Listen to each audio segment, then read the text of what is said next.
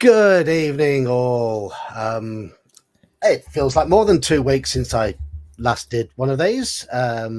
So, good evening to everybody who's in chat at the moment. A few people have commented, but I don't see many numbers in my little live thing at the top left. But hopefully that'll pick up.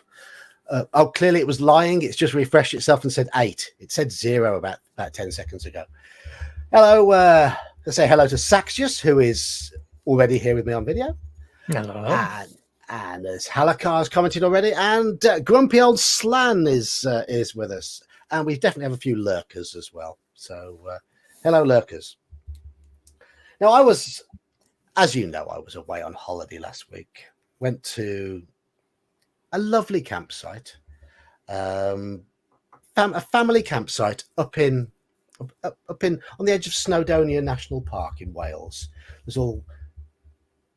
It's on the edge of the mountainsides, in a little valley with beautiful trees and streams bubbling their way through.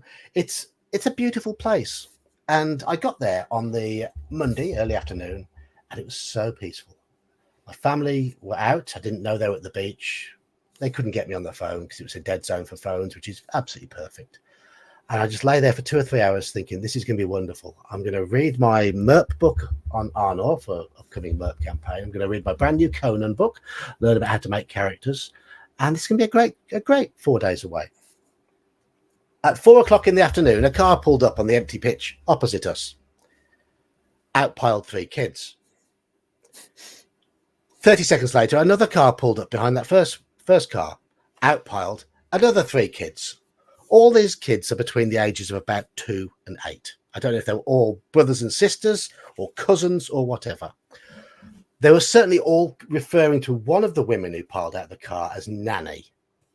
Now, she looked as if she was in her mid-40s, maybe a little bit older. And she was apparently the grandmother of all of them. And a younger woman piled out, who probably late 20s. I can only assume she was the mother of all of them. There was no blokes in sight. It was just these 2 women.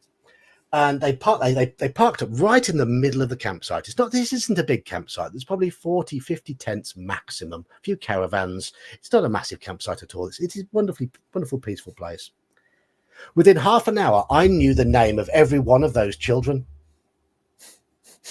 I was lying there trying to read my book, and all I could hear was, Stuart, JJ, and all I got was like this. The grandmother was screaming at all of them, going, "The campsite don't want to hear all your nonsense." And all I could think of was, I can't hear them.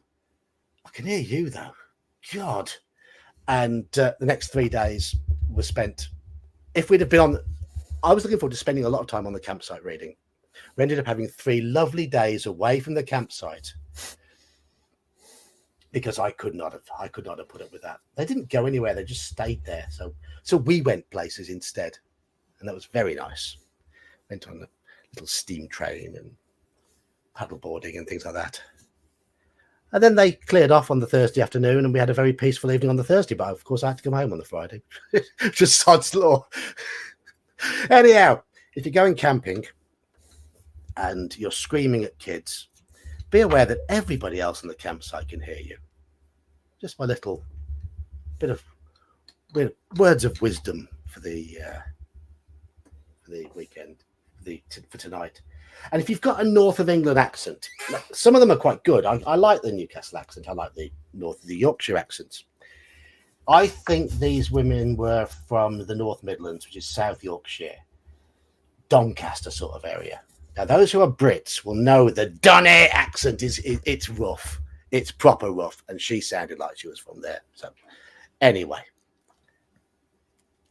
shall we get on with things? Well, I believe we've got a guest in the waiting room. We have an elf bait in the waiting room. We have a mage's music saying hello. You're right, Legion of Myth. And here's Doof as well. So that was a little rant to start with. It wasn't a Max quality rant. Obviously, Max from Legion of Myth is known for his rants. That wasn't a Max quality rant. It was more of me with a smile on my face. But I'm going to let Elfbait in now. So let's say hello to Elfbait. Hello, Yeah, Elfbait. Hello, How's it you're going? right. Fine, thank you. Max, the north of England isn't the North Pole. It's nothing like the Santa Claus accent. It's the North Pole. Well, it's where some of Saxius's brethren will come from around there because you are Scandinavian, and you are closely related to the Norwegians, who are close to the North Pole. Not that there's more than 1,000 miles in it, but hey, it's a bit of a rowing when you're in a Draco. It's fine. We all do it. yes. Right. So tonight we're going to be talking about character creation methods. Yes. Obviously, I'm an old git, so I first started with basic D&D 3D6 down the line. Quickly went over to AD&D, and we just assumed 4D6 rearrange was a standard method, even though the AD&D Player's Handbook doesn't give you any methods at all. I don't know who had told us it was a standard method, but obviously it was probably somebody who'd read the Dungeon Master's Guide. But that's what I've been using as my standard fantasy game creation method for years and years and years. I expect to roll dice. I like the dice to inspire my choices. I don't like to go and sit down and think I'm going to put points here, put points there, whatever, and try and build something. In fact, I don't even allow the term build at my gaming table. I don't think of characters as builds. You create a character. You bring a character to life. You do not build them. So I will say now, I hate point buy. I like rolling dice for character creation, and that's that. I like the randomness. Saxius, what do you? Yes. What sort of character creation do you tend to favour? Obviously, we'll go into more detail in a bit, but just general. No. I come from the school of thought that life is random. You do not get much choice in what you are given. Ergo, I believe that you have to roll dice. Now, depending on the theme that you want to go for, whether it's going to be more gritty, whether you're looking at more fantastical, then that's the amount of dice or how many times you roll for the stats. But to me, you should not have control over what has landed at your lap. You just have to make it work. That's the key thing. Now, I often go back and forth in regards to whether it should be hard down the line or whether you should be able to associate it, simply because I like to at least have that discussion. The association, sure, sometimes you got to be able to say, okay, well, I will put in here, this here, and then take some penalties for these other things. And then if you want to go a little bit more hardcore and just go down the line, then I like that. Don't get me wrong, I like pain as well. And I just need to know what kind of mood we're setting. So that's all of it. But I like the dice. You should not. You're creating a character, and with that character is the backstory that the dice will tell you, and sometimes that's it. So that's my stance before I start rambling. Okay, we are joined by Doof, who is that 50% devil to do with the fact that you're wearing a red hoodie? No. Let's say that. No, I know what that is. Okay, we might find out later. Elfbait, what's your chosen, your preferred character creation strategy? I like the 46 and arrange them. I mean, I did start with rolling down straight down the line because I didn't know any better. But sort of like you were saying, like somewhere along the line, we found out that the 46 method was sort of the default way, and we went with that. But that's kind of only for D&D that I really prefer it that way. I mean, I've played point build systems for other genres and the like, but I'm not a fan of point buy. I don't even like standard array in 5th I can't edition. stand it. Standard array to me is standard array is for me a good way to get like a quick pickup game of D&D done. If you wanted to just like sit down with everybody and not have to explain die rolling and say, okay, here's your numbers, assign them where you want to go.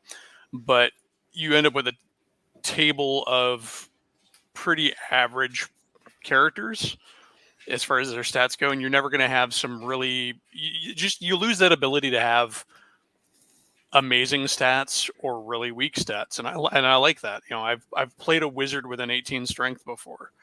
It was fun. I just like everybody's like, why don't you make a fighter? I'm like, well, he's got a high intelligence and a high strength. He likes, he doesn't skip leg day. He's a sometimes those demons you summon get out of hand, and you got to smack them around a bit. But but yeah, I prefer the 46 and arrange them because I think it gives you some choice on how you make your character, but it also provides the best results as far as the range of dice, the range of ability scores. Good. And Doof, I'm guessing you've joined us to give your 2 pence worth at Yeah, this. just contribute a little bit to the conversation, I think. Well, I have been experimenting a lot with just like stat generation for the last couple of months, and like for I've mostly been using just 3d6 down the line and not been thinking about it, and I do really like the random factor in that, and also how it kind of represents how you're just normal dudes to begin with, 0 to hero. But recently, I have been. I'm reading through Axe, and I'm planning to run it. And I'm planning to run it like it says in the book, where it is 3d6 down the line. But then you get to assign stat points from, like, you get to take a point from other stats into your main stat at a 2-to-1 ratio. So it's still a meaningful choice. But that was in basic D&D. That was that. Oh, yeah. That taking 2 and putting into 1. So yeah, I don't mind that. Sacrificing something to have a smaller gain in potentially a more important stat, because you've got the random basis to start with, haven't you? And you're not guaranteed to have the chance to rearrange too much, because it depends on what you've rolled on the stats you're allowed to drop. Exactly. I like it because since you cannot move around your stats freely, characters do not end up being kind of homogenized in a way. Yes. And that is precisely what I dislike about point buy, is that if everyone has the same sort of point buy pool, you're immediately drawn to looking for stats that will suit your character. And how often will you end up seeing, certainly in game systems that reward basically min-maxing your character, players will naturally be drawn towards doing it using a point buy system. It is natural. If you're making a fighter and it's a point buy system, then you're either going to put dexterity or strength as your highest stat 99 times out of 100, depending on what type of fighter you want to play. It's because there's no maybe constitution. It all depends. But the other thing with point buy as well is it's how many 8 strength or 8 wisdom or 8 charisma barbarians are you going to be now seeing in a 5th edition game, for example. It just becomes so monotonous. Just so monotonous. Anyhow. Right. We have a few comments in here. And I'm going back to Max's Legion of Myth. He likes 5d6 re-roll highest and lowest. Yeah, all right, you're going straight. I thought he'd initially said drop highest and lowest, but he's re-rolling the highest and the lowest. So as he follows up with, he loves the bell curve. You're not going to be going, you've got the whole bell curve. You're not going towards, the higher end of this. You're going towards the more center bit of it. And end of the day, you're probably going to assume, I don't know if you keep each or the entire total, but if you do, then you've still got pretty good. I'd imagine you keep your 3 highest, but I hope that's what I would assume. Or the 3 biggest one for that. Let's assume you go for the 3 biggest one. Well, in either case, you're at least keeping the bell curve towards the center, which is again, you're going for a more you're an average person. Yeah. My problem though with that is you're going to get almost every stat around 12, 13, or 14. A few 15s, very few below 12. If you're if you're rolling 5d6 and then re-rolling 2. He did correct that it's drop. Oh, it's drop. Oh. All right. Right. Did he meant to say drop? I haven't seen that. And drop the highest and the lowest. Oh yes, drop the highest and lowest. Right. Okay. Yeah, I thought that was going slightly overdoing the bell curve thing if you're re-rolling the highest and lowest. Okay, drop highest and lowest. Yeah, well, so yes, you are going to get, maybe drop it down from the 11 to 13. Loads of 11 to 13s. Anything above 13s can be quite rare. Anything below 11s can be quite rare. I mean, in a way, you're just increasing the odds of just at the very least being towards the center. But in D&D though, I mean, you're still ending up above average, so you're going to have a pretty competent party overall, and you're going to reduce the chance of having those really deficit characters. I mean, if you've got players who like to roleplay the stats, like average intelligence is usually what most people would want, so that you can at least justify, like, well, I'm not entirely stupid. I just have your typical level of stupidity. See, I like role playing bad stats. It's for me. It's one of the bonuses to having randomness.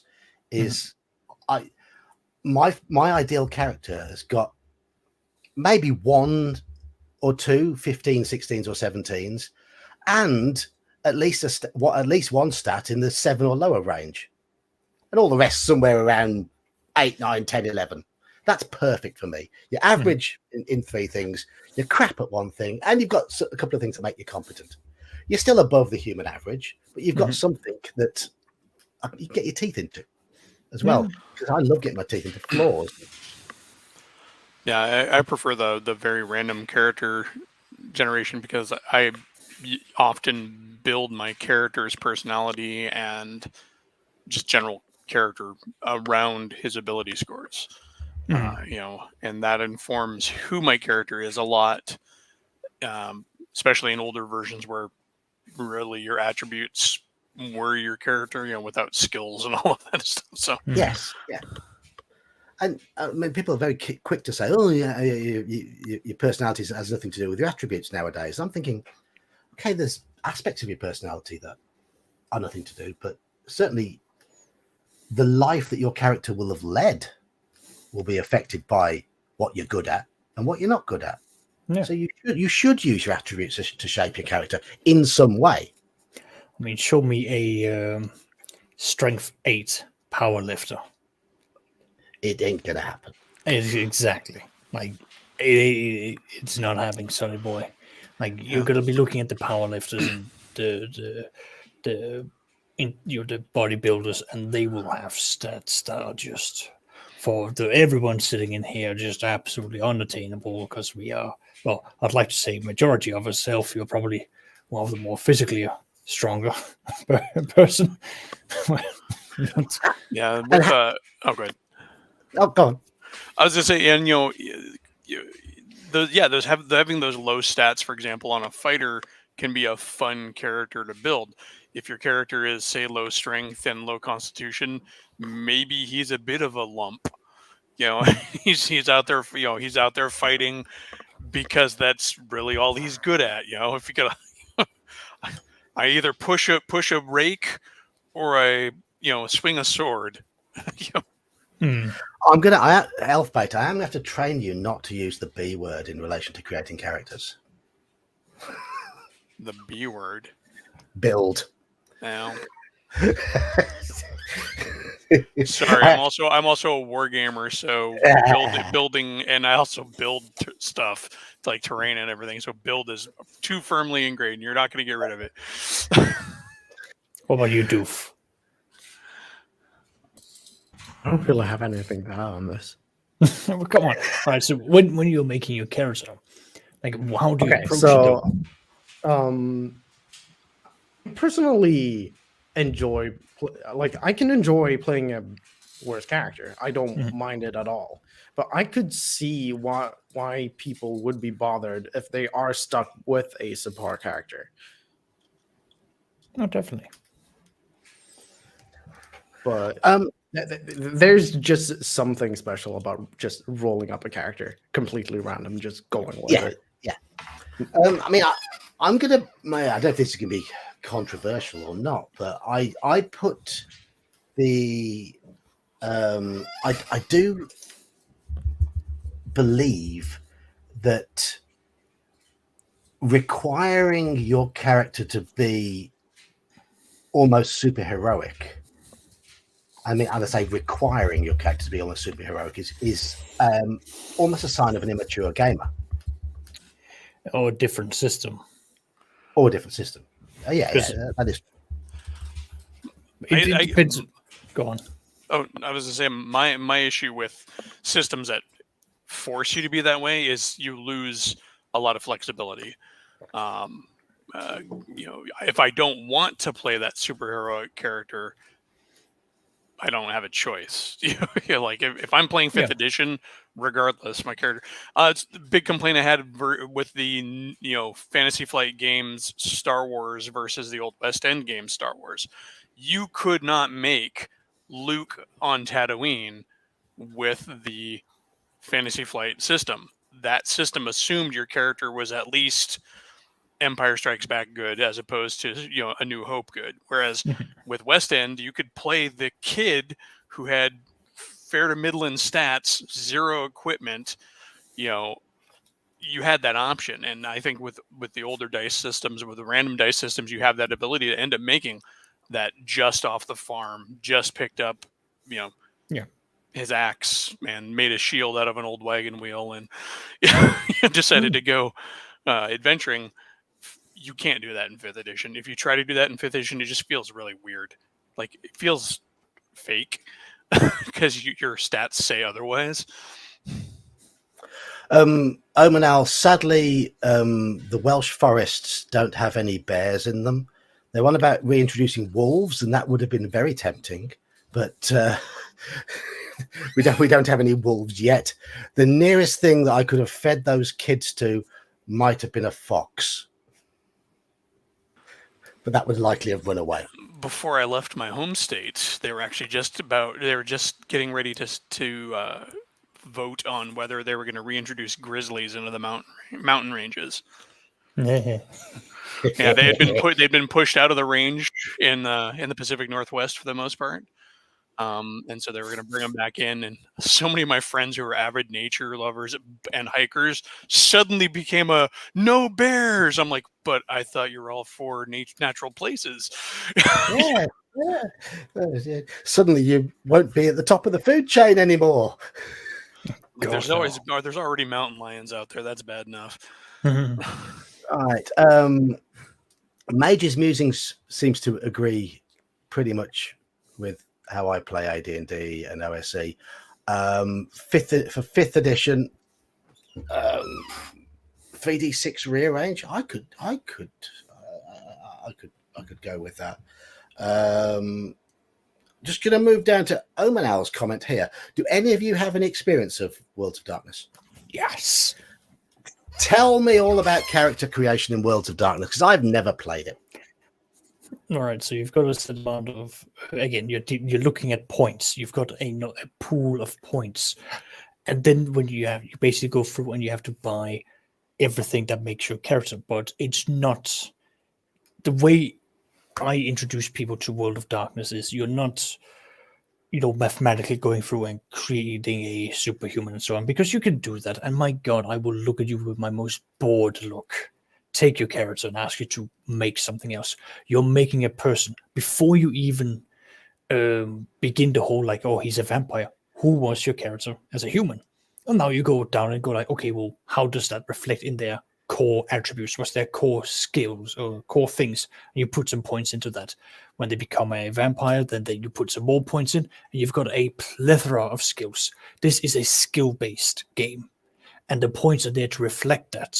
So you are putting your points in to effectively build up the character, to create this mix mash of who your character is with the skills reflecting who they are. So that, let's say, you made a character who was around in the medieval times, let's say the Crusades. He was a trained knight. He has gone through many, many battles. You would expect him to have a lot of capabilities when it came to combat, especially melee.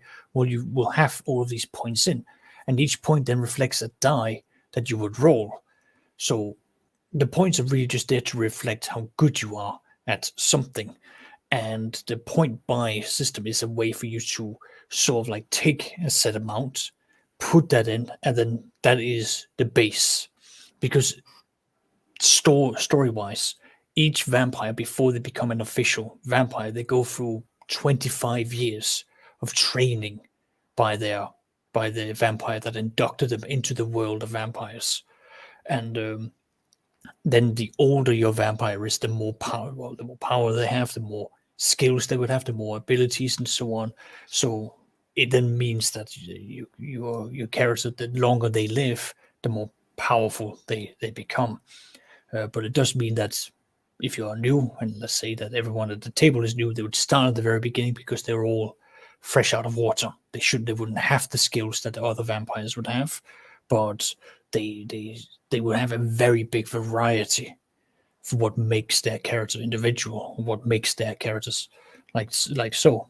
And So it sounds to me like the newcomers would be a bit more interesting then, because of the variety. oh God, yeah. Well, even then, like The 'cause higher I did- level characters in World of Darkness were always under more pressure by the So- forces against them, if I recall. Yes, because the older you are, the stricter the world, or like the higher ups become. Then So the it- hungrier you got, and Yeah, All right, exactly. so there are drawbacks. There are drawbacks to being old my and God, experienced. I have held some players to the fire so badly. yeah, I played Because- mostly Werewolf and Vampire, and even Werewolf and Mage, and even those games start with a person. It's very skill based. They want you to make a person at the core of all your Yes. characters. You making a character, and I've made some fun characters, and it's all about the character. It's not about the stats.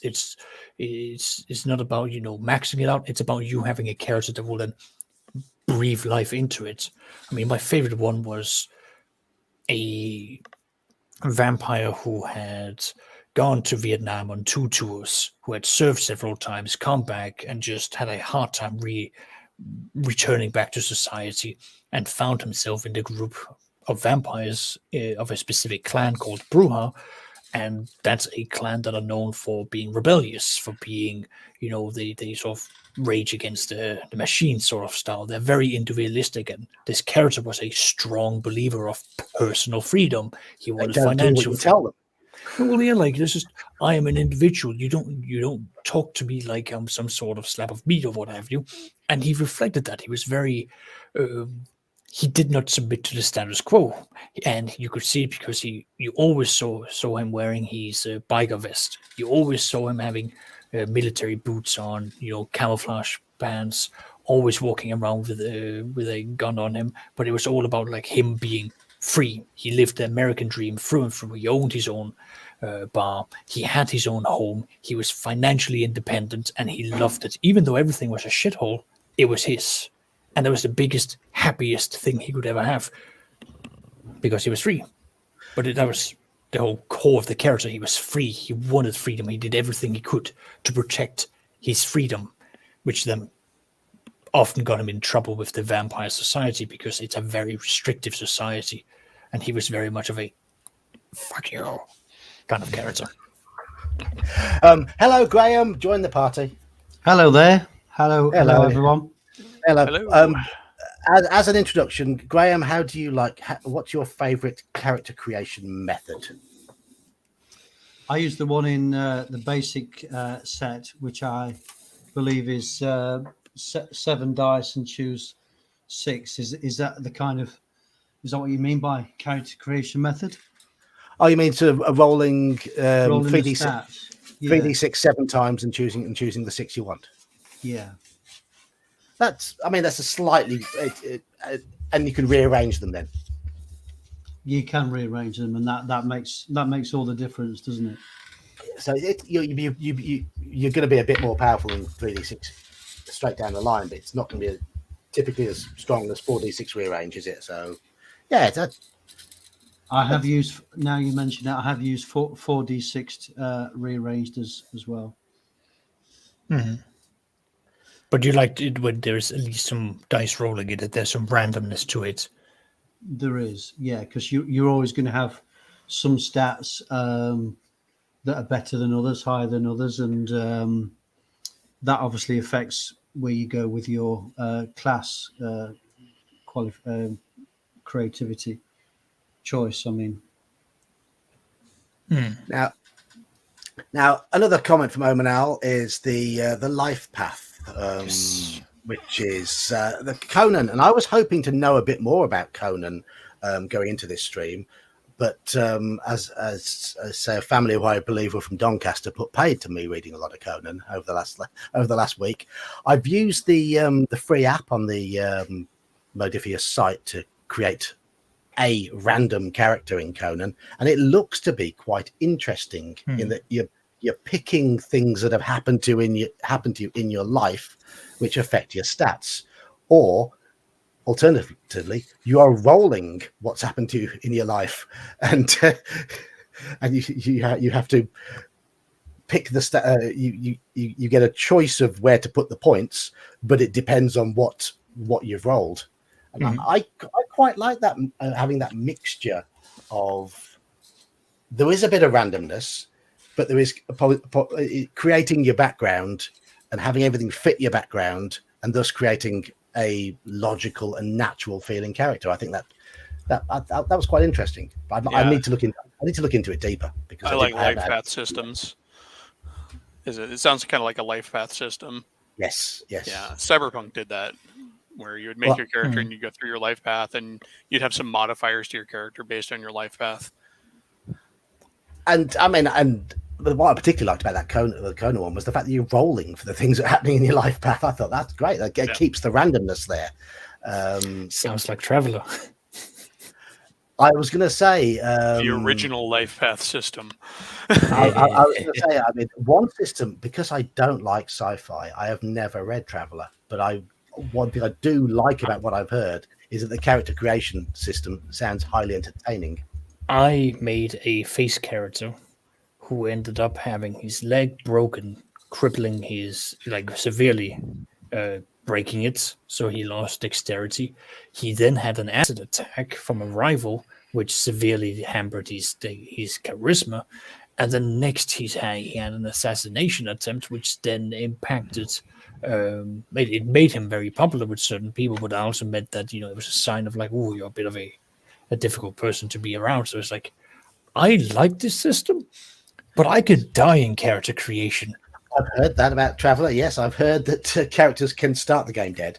Yes, or just not start the game. Well, but this is then down for the question of how in depth do we want the character creation to impact the actual character mechanically and the game beyond, because that is going to be a very big question. It's also going to be the question of what are we looking at in terms of the game that we want in itself. Life paths are. I like it. I know in Shadow of the Demon Lord there was basically a way for you to sort of breathe life into your character, and it would mechanically reflect, if you made a human and you wanted to go down the route of becoming a fighter, well, you could just roll randomly and you could be oh, you studied the books and you get some bonuses for here, or not necessarily bonuses, you get some equipment that reflects the fact that you were a bookworm, and then you go on and you go on, and then you get these various assortments to sort of show your character. And then once you go out adventuring, that's then where, when you level up, you then have major life events where you then have to choose what skills, what activities your character decides to do that then molds them into the actual class. Interestingly enough, Shadow of the Demon Lord, you begin at level 0. You are a straight up farmer.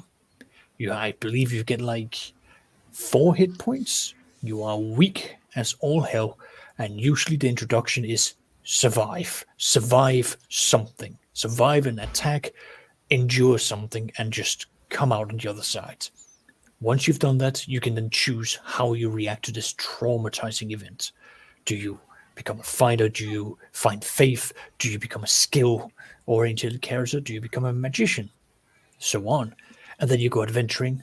You go adventuring a number of times because each adventure will then make you level. And then when you reach, let's say, level 3, you choose the next major step.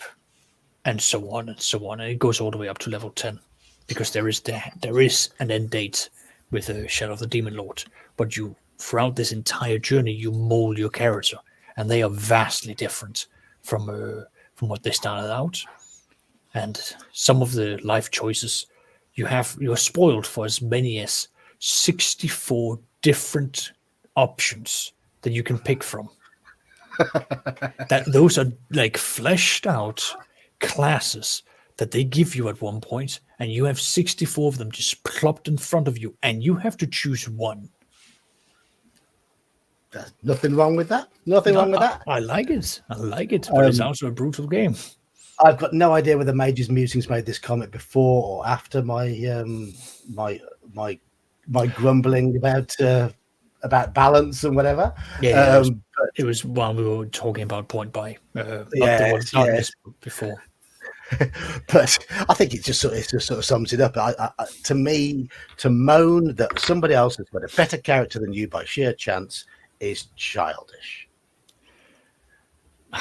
Doesn't mean it's hard to tell overall which characters are better than others, because it's not just on the six stats. It kind of depends with what you do with them, and it's the same with skills and background. Sometimes it takes several levels of progression before these skills can really come out and make a difference. At low level, it's not going to make that much difference. You try and get a horse riding skill, and you end up falling off, or whatever it is you're trying to achieve.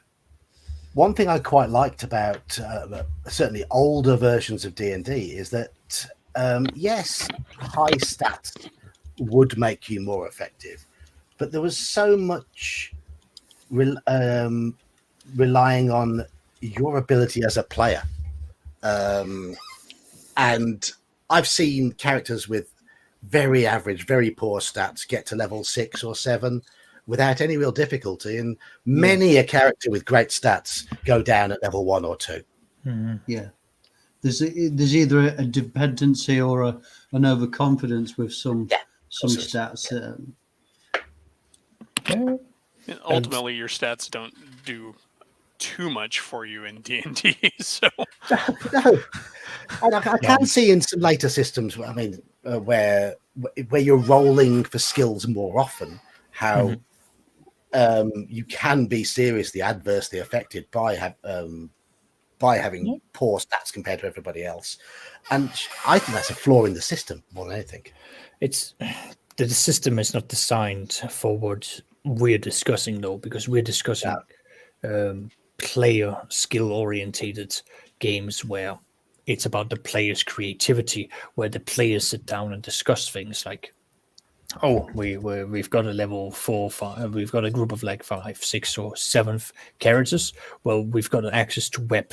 How could we best make use of web? Well, we're fighting a lawful evil enemy. Lawful evil enemies typically come at us in formations, meaning that we can bundle them up and catch them in that fashion, assuming that they don't know what spells we have, and then we proceed on from there and there and there. So that's the player thinking at that point. I mean, I've had a case where when we played Pathfinder, I was a rogue or a thief, and I made comments about like, oh, I smell sulfur. Well, that sounds like it's very evil magic, because my character doesn't know about magic, but I just said, well, sulfur is bad. I know sulfur is a bad thing, so I've seen magicians, probably bad magic. Turns out they're raising the dead, a floor below us. So, yes, you weren't wrong. You weren't wrong. It's like, there you go. But that's the difference, though. What Legion of Myth says here, I like average characters who earn their place as heroes. Yes, I do. I don't so much think that having bad stats or good stats makes you an average character or good character or bad character to begin with, but I like low levels to feel fragile, to feel that those low level characters aren't much of a massive step up from the normal human being, and I like the characters to earn their place as a hero, that's one of my issues with 5th edition. It's one of the reasons why I butchered it, and so I want to talk about character development a bit later on, after we've got past the creation method, but different ways in which characters progress, and that's something I want to come to there. Somebody's spamming something about an LGBT book. We're not discussing anything to do with that on this stream at all. Thank you very much. We're talking about stat creation, so not going to bite on that one. Now, Halakar mentioned starting out at 0 level. Have any of you ever done that before? It's not something I've ever done, but it's something I would like to try, specifically with the module Treasure Hunt. And I know in DCC you can start off with a bulk of 0 level characters in that infamous funnel. Any of you ever tried 0 level characters? I have.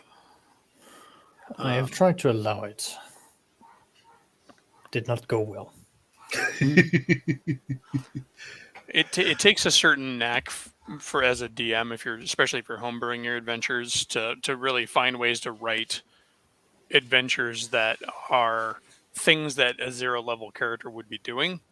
Mm-hmm. Suddenly the clean the rats out of the cellar becomes almost epic. So you have to back off from even that. Like I find that 0 level adventures often end up being a lot more role play heavy. I'm sure that's the intention of them, though, because you're forcing the players to think, and it makes it a test of player skill, which is a good thing. It also develops their character. I think it's a good way to. I like my current 5th edition game started out at 0 level, and the whole thing was I wanted everybody to play their background for their character, basically. Because they were all from the same village, and it's worked to really solidify the players and their characters as a party, because they have that background together, instead of having to sit around and going, okay, how do you know this guy? How do you know the fighter? Or you all randomly meet in a bar and decide to be lifelong friends. They've created those formative years together. Yeah. It is a great way of tying the party together, a great way of making everything feel more grounded. Definitely, yeah. No. People are talking about Star Wars games. I know nothing about any Star Wars games. Oh, that's because we were discussing about, which system allowed you to be grounded, which one had you start off. That's okay. I got that conversation covered in chat. Okay, you're dealing with them, right? Okay. I've played all those games. You're in my backyard now. Pretty much. Yeah, my experience with 0 level character was either it is Shadow of the Demon Lord, where it was survive. This is the situation. Your lives are now formed. You're no longer a blacksmith. You're no longer just a scribe. You're no longer this. You're now out there. The adventurers come to your doorstep, even though you didn't want it, and you find yourself sort of like greatness is thrusted upon you, and it's now down for you answering the call. An actual D&D situation where I did a 0 level character was where one player managed to convince me that it was okay for him to play a level 0 character to then go 1st level. And I can see in hindsight he only did that because he wanted to increase his maximum HP. And because it was quite a large group, it was like 7 players, there was a number of people who had taken on the role of fighter, and he would then hide behind them, and he would, even though he was always a level or 2 behind, he would never step up to it because he would basically be kill stealing. He would try his best to come in and steal it because he saw that I would be doing XP based on the monsters, and he thought that I did it on who got the last kill. I was like, that's not how I do it. I give XP for the monsters defeated to the fighters. I give, the magic to the magic users, the devotion to the clerics, and skills to the thieves. But my experience with zero level characters has either been it's a role play thing, or the players are trying to play the system, and I'm not tolerant for that. What surprises me about the general pushback against playing zero level characters I've run into with a lot of players is that so many good stories, movies or books, start with protagonists that are zero level. God, yeah. Frodo Baggins. Aragon. Just Aragon. He couldn't read. Dragon Slayer. You got the Little Wizard's Apprentice who can barely do anything. You've got Willow, which is basically what a gnome or halfling villager. Even King Arthur starts at zero level. Yep. God, yeah. And where does he go? I have to say, I have seen Willow a few times, and I can't remember anything about the plot. All I can remember is Joanne Wally Kilmer. Yeah, that's good enough. Who was gorgeous throughout. Anyhow, Joanne Wally Kilmer. Right, okay.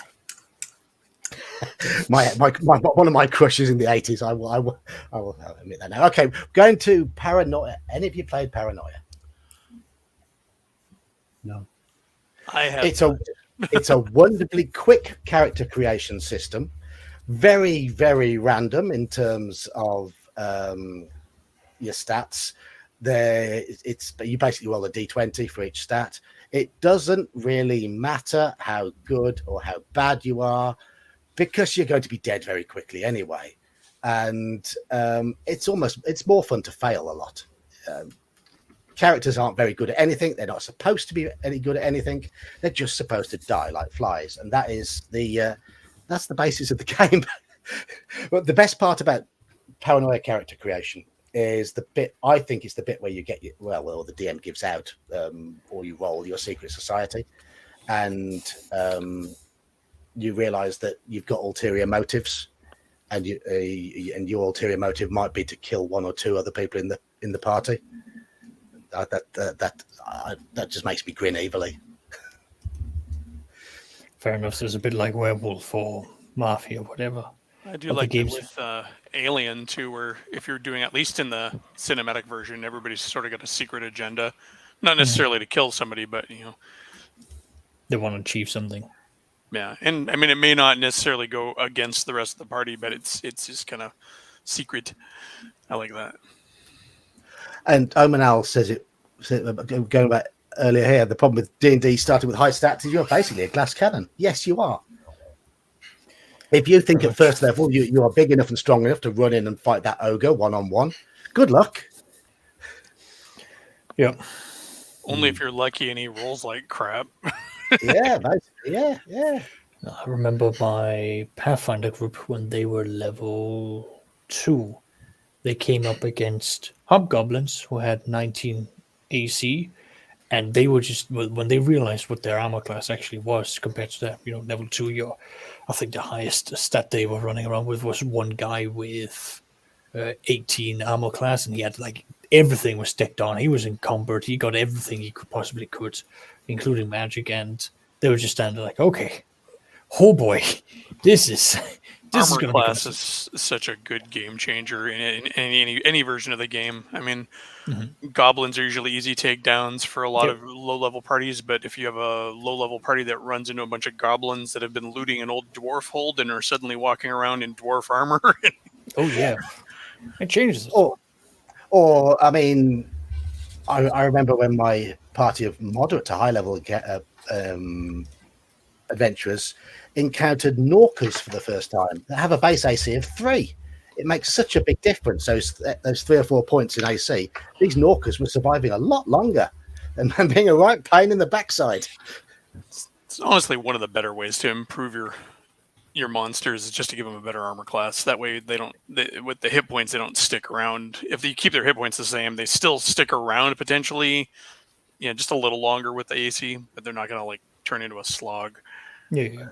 Anyways, that's not what we're here to talk about. Yeah, I'm going to say hello to Adam. He's been mowing his lawn with a push mower, and he's got an acre. Oh, jeez. What a man. Not I, said the Eli. Adam, if you've got a beer gut, you won't have it for long if you're doing that. Right. Call of Cthulhu character creation. Yes. I love look, I am a complete shill for Call of Cthulhu anyway. Same. And I love Call of Cthulhu character creation because the game is set in a version of the real world, and it feels very real worldy in terms of the way the skills work, in the way they're tied to your abilities, the way they're tied to your profession. And we've just lost Doof. Doof has a habit coming and going as he wishes. And in Call of Cthulhu, of course, there's a lovely trade-off in your character creation, in that you get a lot more skills. Doof. You get a lot more skills if you've got high intelligence. Mm-hmm. But you're going to go insane a lot faster if you're intelligent. So if you want a power game and get lots and lots of skills, your character's going to die faster than everybody else because you're just going to go insane faster. Yeah, even if you give your characters in that game the benefit of the advanced careers where they have a little bit of experience before coming in, they're still not overly powerful. I've run all my games with the characters having had background careers, and the best they've got out of it is all the war vets who are slightly more resistant to sanity checks for mundane violence. Yes, yeah, but it's only mundane violence that they'll be safe against. When they come up against something that's had a tentacle monster burst out of the stomach and splay innards everywhere, everybody's going to be making a sanity check, whether you're a war vet or not. Yeah. Exactly. Yeah. And of course, that professor who's got tons and tons of skills, is really good at everything, is the one who's going to understand what's happening first, and probably go into the fetal position and let the bad guy eat him. Just sitting in the corner whimpering, it doesn't make sense. but it does make sense, because that's the problem. They're all going to kill me. Oh no! I know this horrible. can't be, but there it is. Exactly. Yeah. I like how it also makes the player invest into their character more. You've got your core stats that sort of helps define them, but then you also have all of the skills, the proficiencies, backgrounds, hobbies, all of these additional things. Yes. And that's what I like. It's the investment into the character. I want the player to sit there and go, there are many characters out there, but this is mine, and I treasure him. It strikes a nice balance between rolling for your stats and personalizing your skills. Yep. Yeah. It's got the you are randomness very in much there. making a person too. You're making an actual character. Yeah.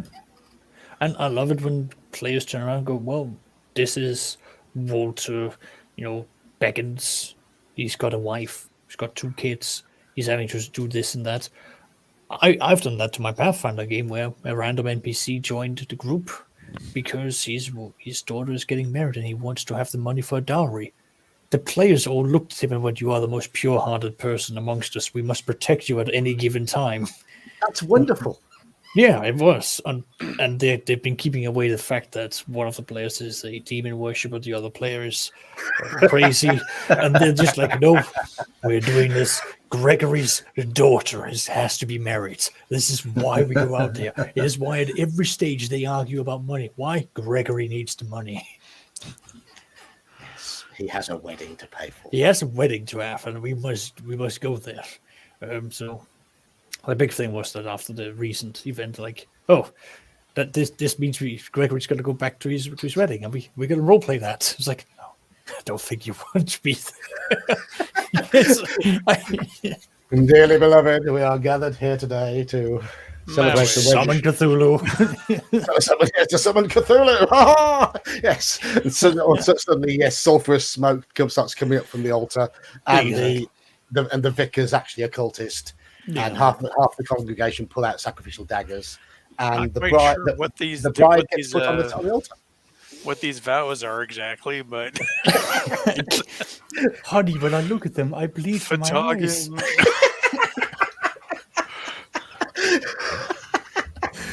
This is what happens. But this is the thing. This brings character.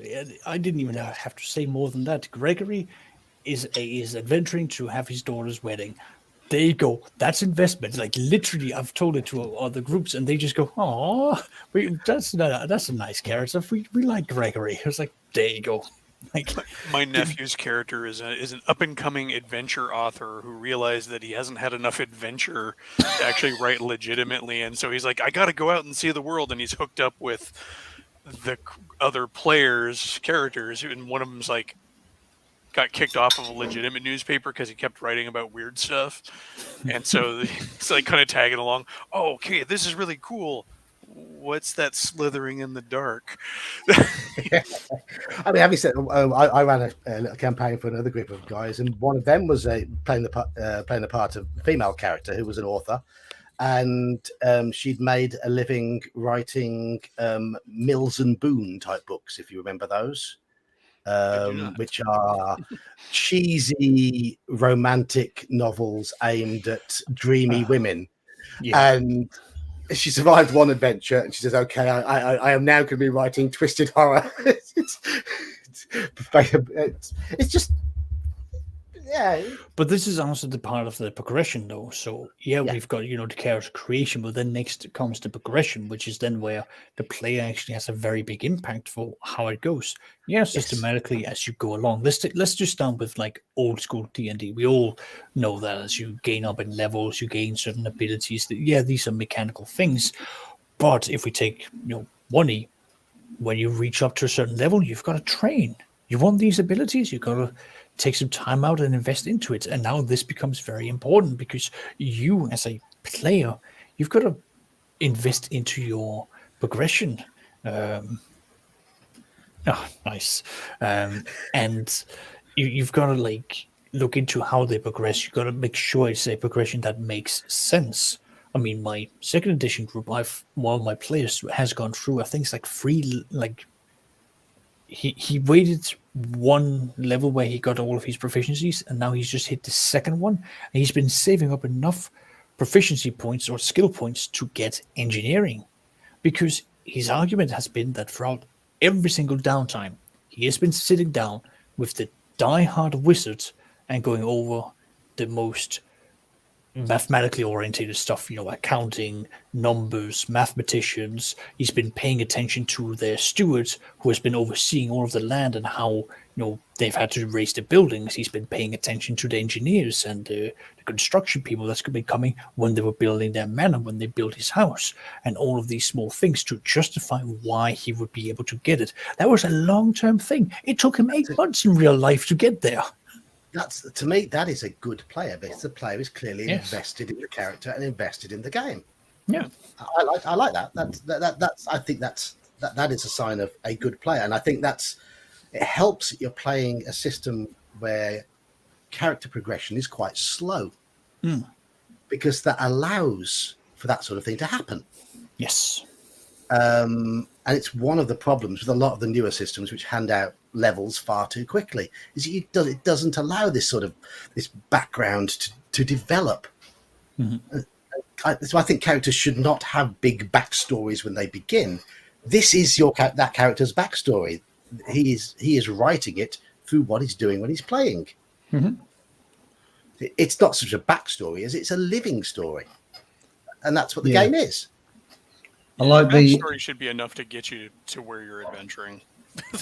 Yeah, at low level, that's kind of all that's needed, really. I like the idea of having the story lead, and then having the skills and abilities tacked onto that, not the other way around. Yeah, I'm just bear with me. I'm just going to close the door to my room, so you lot behave yourselves. Riot, quick, riot. No promises. No, there's been no promises. So let's all talk about how we're gonna build our characters using. Yeah, no, it's very important to build it. It's got to be You got to mathematically make sure put that the together. build is absolutely optimal, and that Listen, it's the only way you got to go. Who's going to get muted? I don't care. Fight me all you want. So, character progression, we're moving on to now. The single biggest red flag for me for any player, and I dislike systems that encourage this, is when a player plans out what they're going to get all the way through their levels. Mm-hmm. And this is something I think came through prestige classes and what have you in the 90s. And too many players, when they're creating a character, will look at the high level abilities of their character, as far as I'm concerned, because it's not, most of the time it's not going to happen. Most of the time the game isn't even going to last that long. Certainly if you're playing an old school game, your character's probably not going to live. And even in newer school games, and certainly in my games, the death rate is fairly high. So I do not want players to look anything beyond about, in 5th edition, I don't mind looking up to about 3rd level, because that's where you sort of choose a general direction. Anything beyond that, don't have any expectations. You don't know where the game's going. Yeah, it creates too many expectations, and if you map it out to, I mean, you've got to enjoy the level that you're playing at. Otherwise, you're probably not going to see medium or high levels anyway, because it's quite a lot of game time is needed to make medium and high level characters. It just leads to a lot of, I think, bitterness and stuff on the part of players too. If they have these grand schemes and they just don't come to fruition, they're going to feel let down, but they let themselves down by not enjoying the ride. Exactly. So better to have a path or an adventure path, and sometimes you go more or less down it. Sometimes the adventure takes a turn for the better. Yeah, I mean, I might look at like what I'm going to do with my next level, for example, but thinking one level ahead. That's almost natural, because that is your next target, really. And yeah, Omanal, of course you can join, and having that sort of short-term goal is absolutely fine, and there's nothing wrong with having long-term goals, but those long-term goals shouldn't be predetermined powers. They should be something you achieve in the game world. They should be actual character motivation. Like my character wants power, my character wants to redeem his family name, and and whatever goes along with that statistically. My 5th edition character, the last one I played, was he wanted to be a better swordsman. He wanted to make a name for himself. He wanted to make his own way in the world because he was not going to inherit anything. And so at one point I dipped into thief so I could get the backstab ability, not because I actually wanted to be a thief, but I figured it fit with his sword fighting, his kind of, sword and board kind of fighting, duelist type character. He might get that opportune moment to get the little sneaky blow in, and that was why I took thief. It wasn't because I wanted to get the power of thief. Well, I guess I did, but yeah, I mean, but the only thing I was thinking up to that point is next level I'm going to take thief because it fits this progression of becoming a better swordsman. Yeah. Anyway, hello Omanal, how are we? I'm good. I do want to mention a couple other systems, because I know that Max and I like the Mutant Year Zero, where you get the ability. Okay. You have the floor. You get to choose your age, and your age determines your skills, but you get lower stats. So you get some couple of special abilities, and so you have that impact of, well, do I want to be young and a whippersnapper where I get better stats, but I don't get all the cool abilities, or do I want to be older and get some cool abilities, but my stats are lower? I like that one. And then so much of character creation is depending on what system, and again, whether we use Conan or your hero, your talents or your special abilities determine really which direction you're going to go in when you start. And Forbidden Lands is a good one. I want to be good with the sword. I want to be good at killing, or I want to be good with the shield. You can pick that at the beginning, and depending on where you are, that really sets your path going forward. And yes, we can call it building, but it's not that one is inherently bad, because the guy who cooks and who can fish and create a fire is as valuable or more valuable than the guy who can fight, depending on what your circumstance is.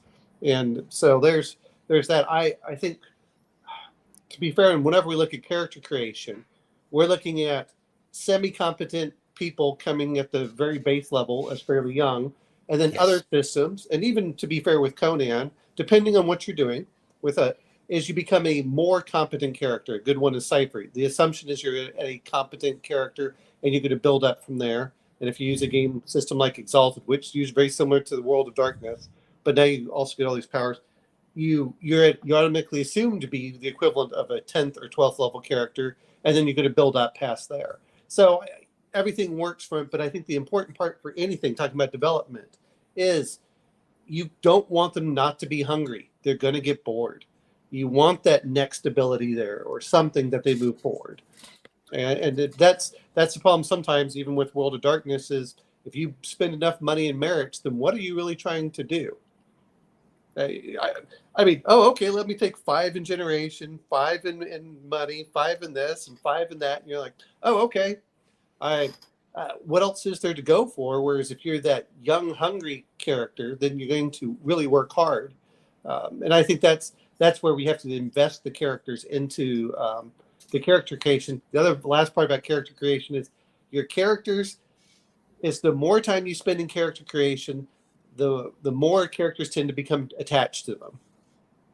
I'm not saying that's perfect, because if you want a lethal, deadly game, you want characters that are easy to roll up. Hence, Alien and the first edition D&D or basic.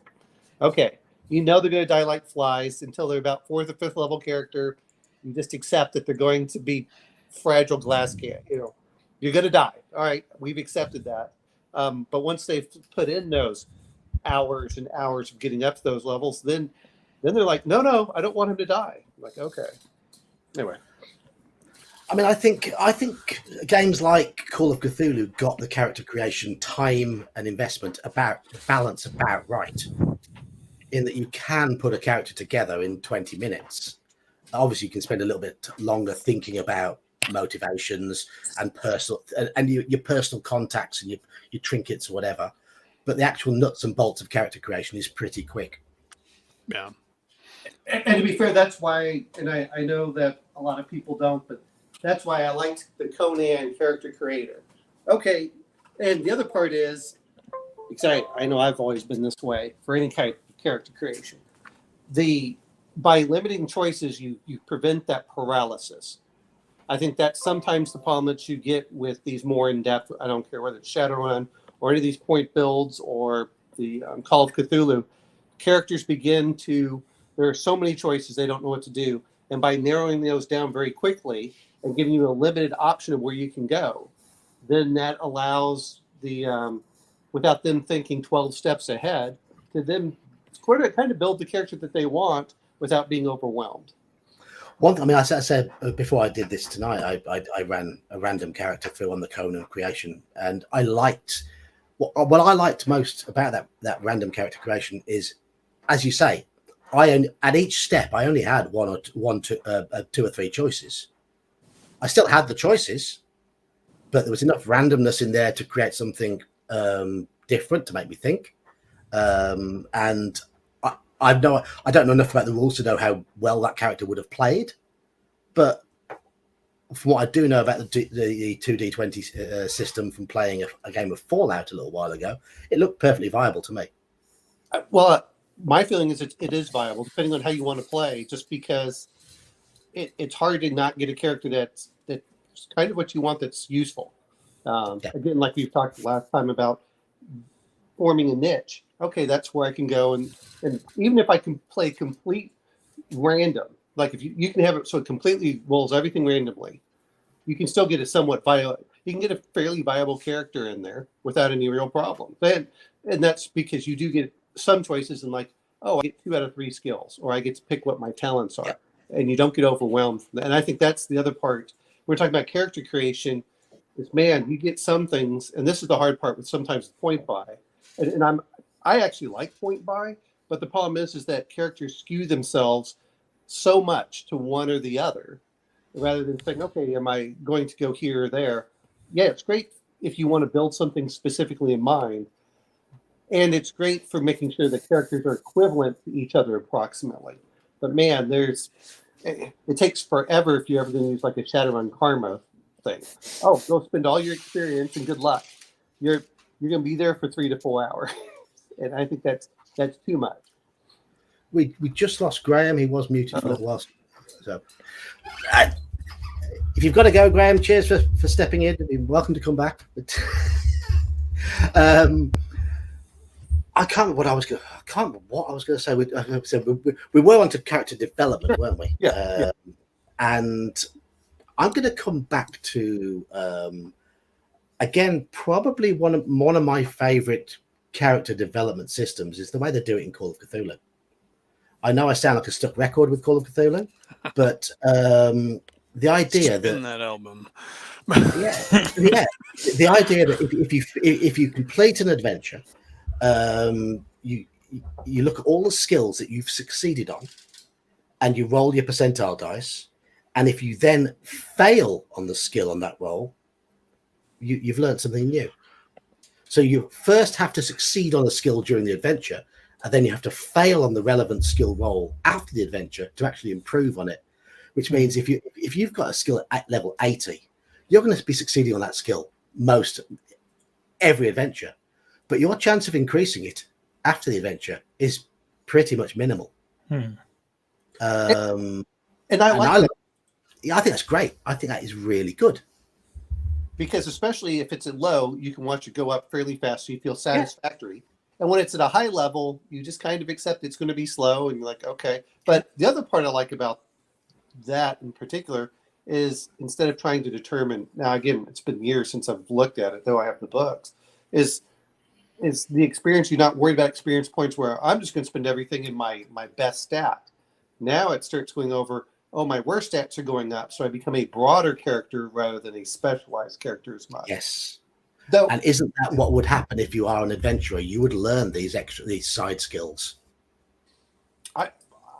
And to be fair, even with experience systems, when they start going up much higher, it encourages players to get the ancillary low-level skills that just make them competent without being great at it.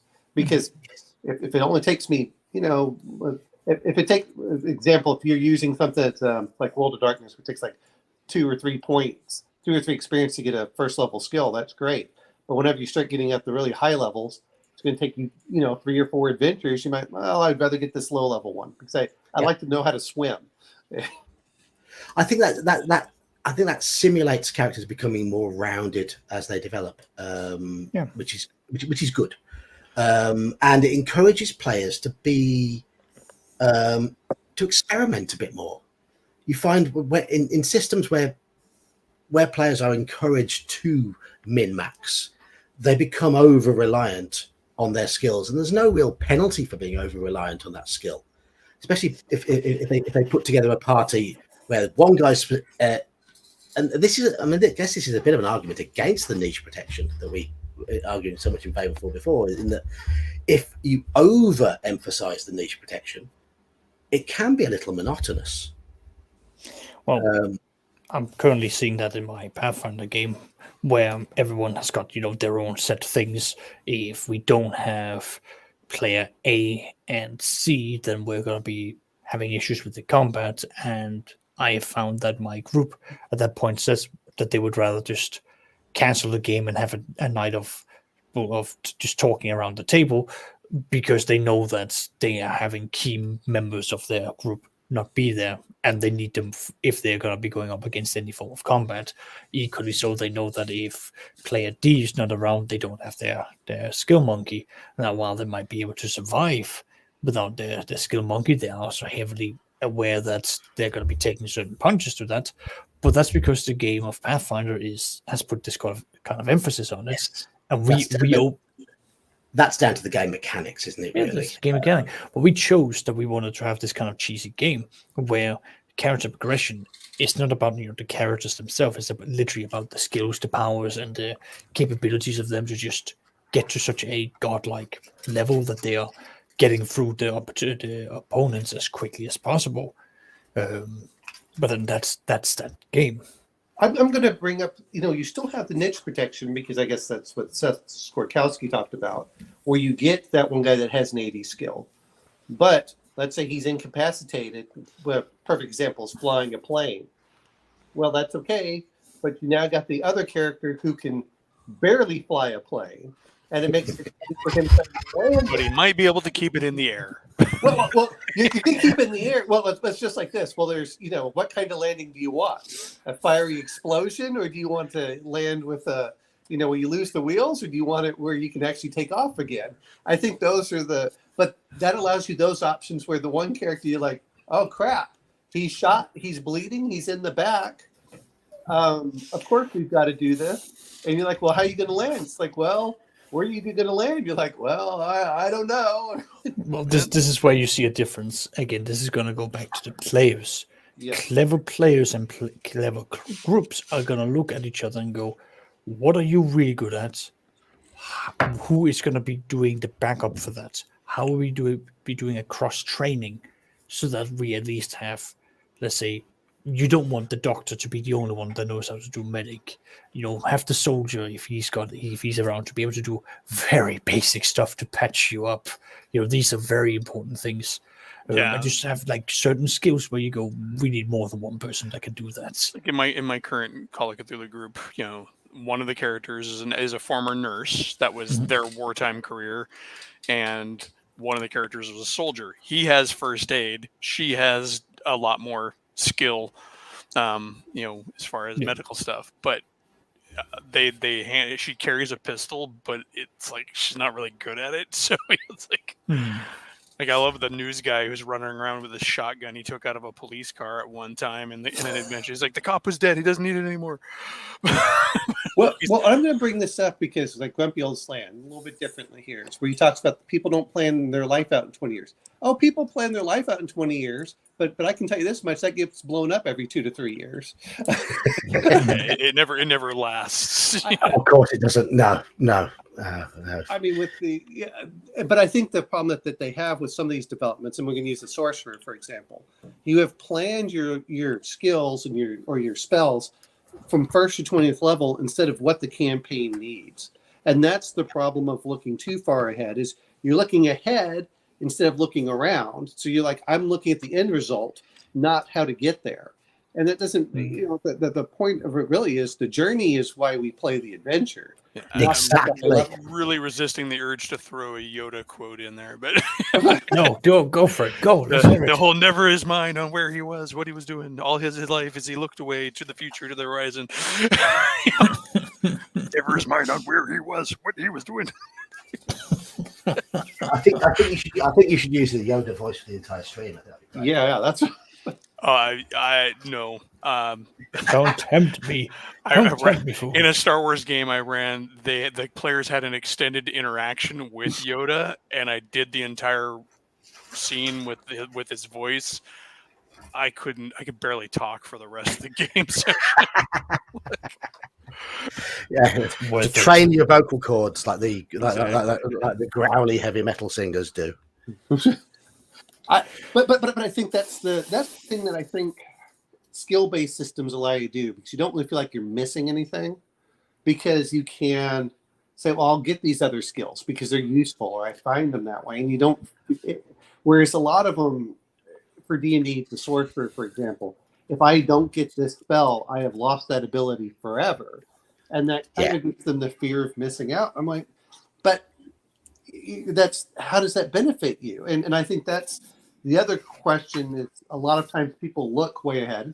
It doesn't matter what game system. This is what I want to get to at a certain level. Oh, absolutely, I would love to do that. But if you're trapped maybe that lock picking skill would be a little bit more useful for this time, or maybe that observation skill, or something off the side. And I think that's where, if we're going to talk about 5e, I kind of would rather get rid of the skill systems and just say, okay, you're going to be doing your stat bonuses, and you can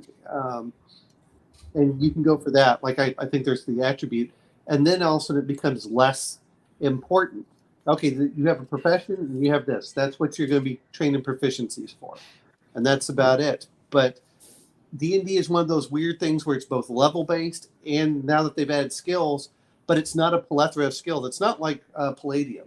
When you get Palladium, you're going to have 15 to 20 skills. And that's a special case in and of itself, because the making a character in that game is like, okay, well, I took, basic PE, so now I'm going to get +1 to my strength also.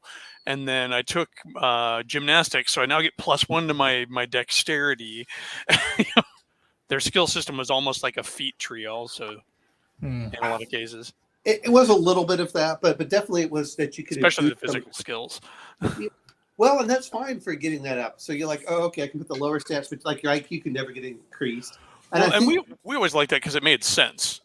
Like, skills do inform your abilities. If you go in and start doing physical training, you're going to get physically better. So I never really had a huge problem with it. It was just like, it was actually a more realistic skill system in a lot of ways. That's right. Well, don't forget wrestler there, Mage Musings. Yeah, gymnast, boxer, wrestler, and martial arts, or at least expert. I know that that's it's not that I minded it one way or the other, but I do think looking at some of the OSC games a little bit is if some of the rewards for some of your finishing a module and stuff is watching a stat increase, it makes you less concerned about getting high stats when you're young. And then those grow with you too. That is true. I mean, I do quite like skills being tied into your stats. Yeah, as you're right, that is logical. But I really, really dislike the whole idea of those feat trees. That encourages too much in the way of theory crafting. And that's part of sort of the 3rd edition era that I absolutely detest. Well, and the problem that I have with the features, like I like them for Conan, to be honest, because it does separate you from just being good at a sword. But you have to pay experience for those. But the feat trees in 3rd edition became way more mechanical. And then they're like, well, how does this interact, or how does that interact? Whereas, to be fair for Conan, it's like, okay, you get this, and it kind of relates only to that one skill. You get to pick one or the other. Like, what are you going to do for this? Okay, you're not going to combine the two. But yeah, I agree with you. So when all of a sudden you start saying, well, I get this range, and now I can do this with the spell, and you as the GM, if you haven't seen all of it, just going, why are you moving 400 feet per round, and you do this, and, you throw up your hands. Yeah, and it feels like a system of gotchas where the players are trying to get the DM. And I don't like that. I really don't like that. And as a player, does it really make it more fun for you? No, I mean, for some it does, because they quite like the power trip, and that's at the end of the day, some of the systems are made. If you design it in that way, or it's been designed in that way, you build it that way, you generate it all that way. It's the players end up with characters that are giving them one hell of a power trip, and some players really enjoy it. I mean, also if you have an adversarial relationship with your DM to begin with, and I think that's where a lot of that comes from is the sense of needing to have a gotcha because your DM is going to get you. That is true. That's true. Well, there's the DM getting you, and then the other problem was that it's, oh, look at what I can do to the other players. And this is where I think that it's important for whatever development or skills is they need to be valuable. If they're not going to be something being used, and I'll use Palladium just because I've been reading, whenever Legion of Myth has been doing his stuff. Mind skill. It's a useless skill. Take it out. I think there's too many in there. Sometimes don't put a skill in unless it's going to be important and it's going to be used, and then make sure that skill has value. And that's part of the problem I didn't like about 5th edition. They put one skill under strength, which is athletics. After that, nothing else is used. Yeah. And you're like, okay, basically strength is a dump stat unless you're trying to attack, and you can change it around for a lot of stuff. Whereas I'll be honest, in the original first edition, that when you had a high strength, oh look, you can carry more equipment. Oh, you can do this, and you can bend more. Break open doors and all that sort of stuff. Yeah.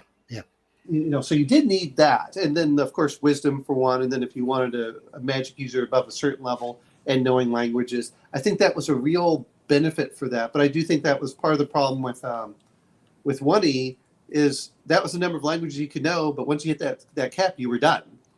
And I understand that, but that kind of limited is going, okay, I learned all of my goblin, my orc, and several other low-level languages. But boy, once you get up to the high levels, you're not dealing with them anymore. And so now you're like, well, those are kind of wasted languages that I learned when I was young. I'm going to say to Mage's Musings here, he's commenting about 5th edition here.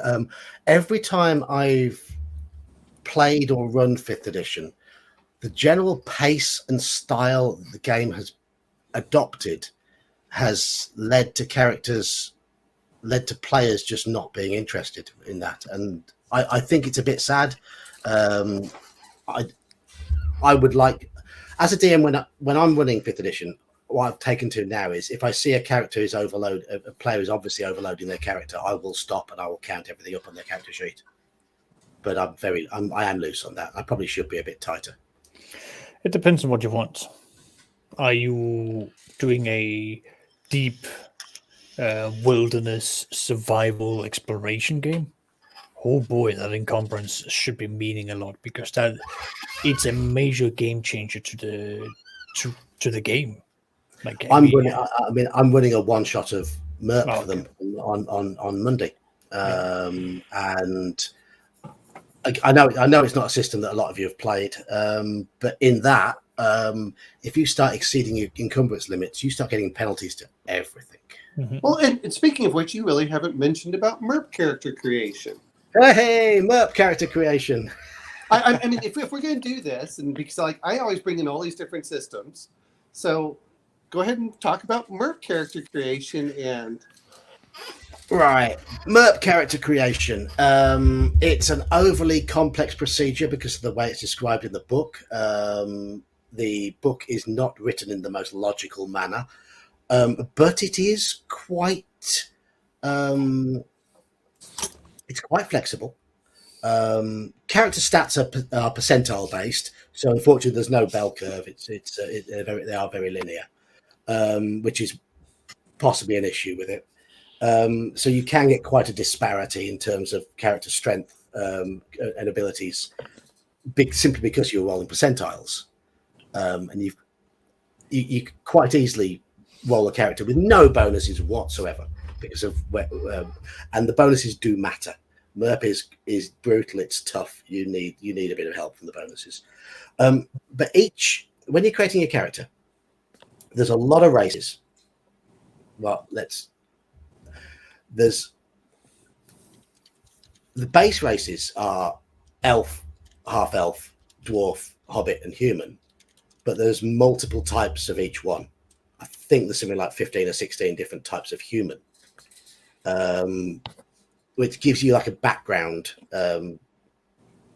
If you are of the Rohirrim, you will start with 8 ranks in horse riding, for example.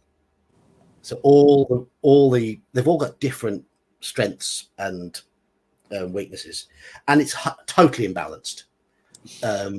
If you put a Dunedain next to a regular Gondorian, the difference is immense, absolutely immense in terms of the initial abilities of the characters. There are only 6 classes in the core rules. There are some optional classes in the back of the book, but I've never seen anyone use them. And when you create your character, you assign your ranks in skills according to your race. You then get a number of ranks to assign in each category based on your class. So that's where you can start tailoring it. And you can also, there are also things like you can start with minor special abilities, which will give you bonuses in various skills. It's far from balanced, but it does feel best way to describe it is authentic to the material. Right. In that most of it does seem to be quite logical. Hobbits start with excellent stalk and hide and missile weapons and things like that. Dwarfs start with bonuses to constitution, good hit points, the ability to wear heavy armor. Everything is linked quite nicely, but it is a class and skill based. So as you go up a level, you get to put more points in your skills, and you can transfer points between skills at a cost. It's not a bad system. I quite like it. It's not without its flaws. It is overly fiddly, but I do quite like it. And since we're talking about some percentile, because I'm bringing this up, and I know you don't like PDFs, but I'm looking at the Warhammer Fantasy Battle and seeing how you all feel about it. Because last time I played was that was first edition, probably 30 plus years ago. But what they do in this one now is you have a choice. You can pick or you can roll. And if you roll, you get bonus experience. So, and every time that you can pick, like, a random race, which the odds of getting a non-human is like minuscule, but then you get like an extra 25 XP. And then if you're class and career, that's an extra 50 XP if you roll. And I was just seeing how you all feel about that one, if you're even familiar with it.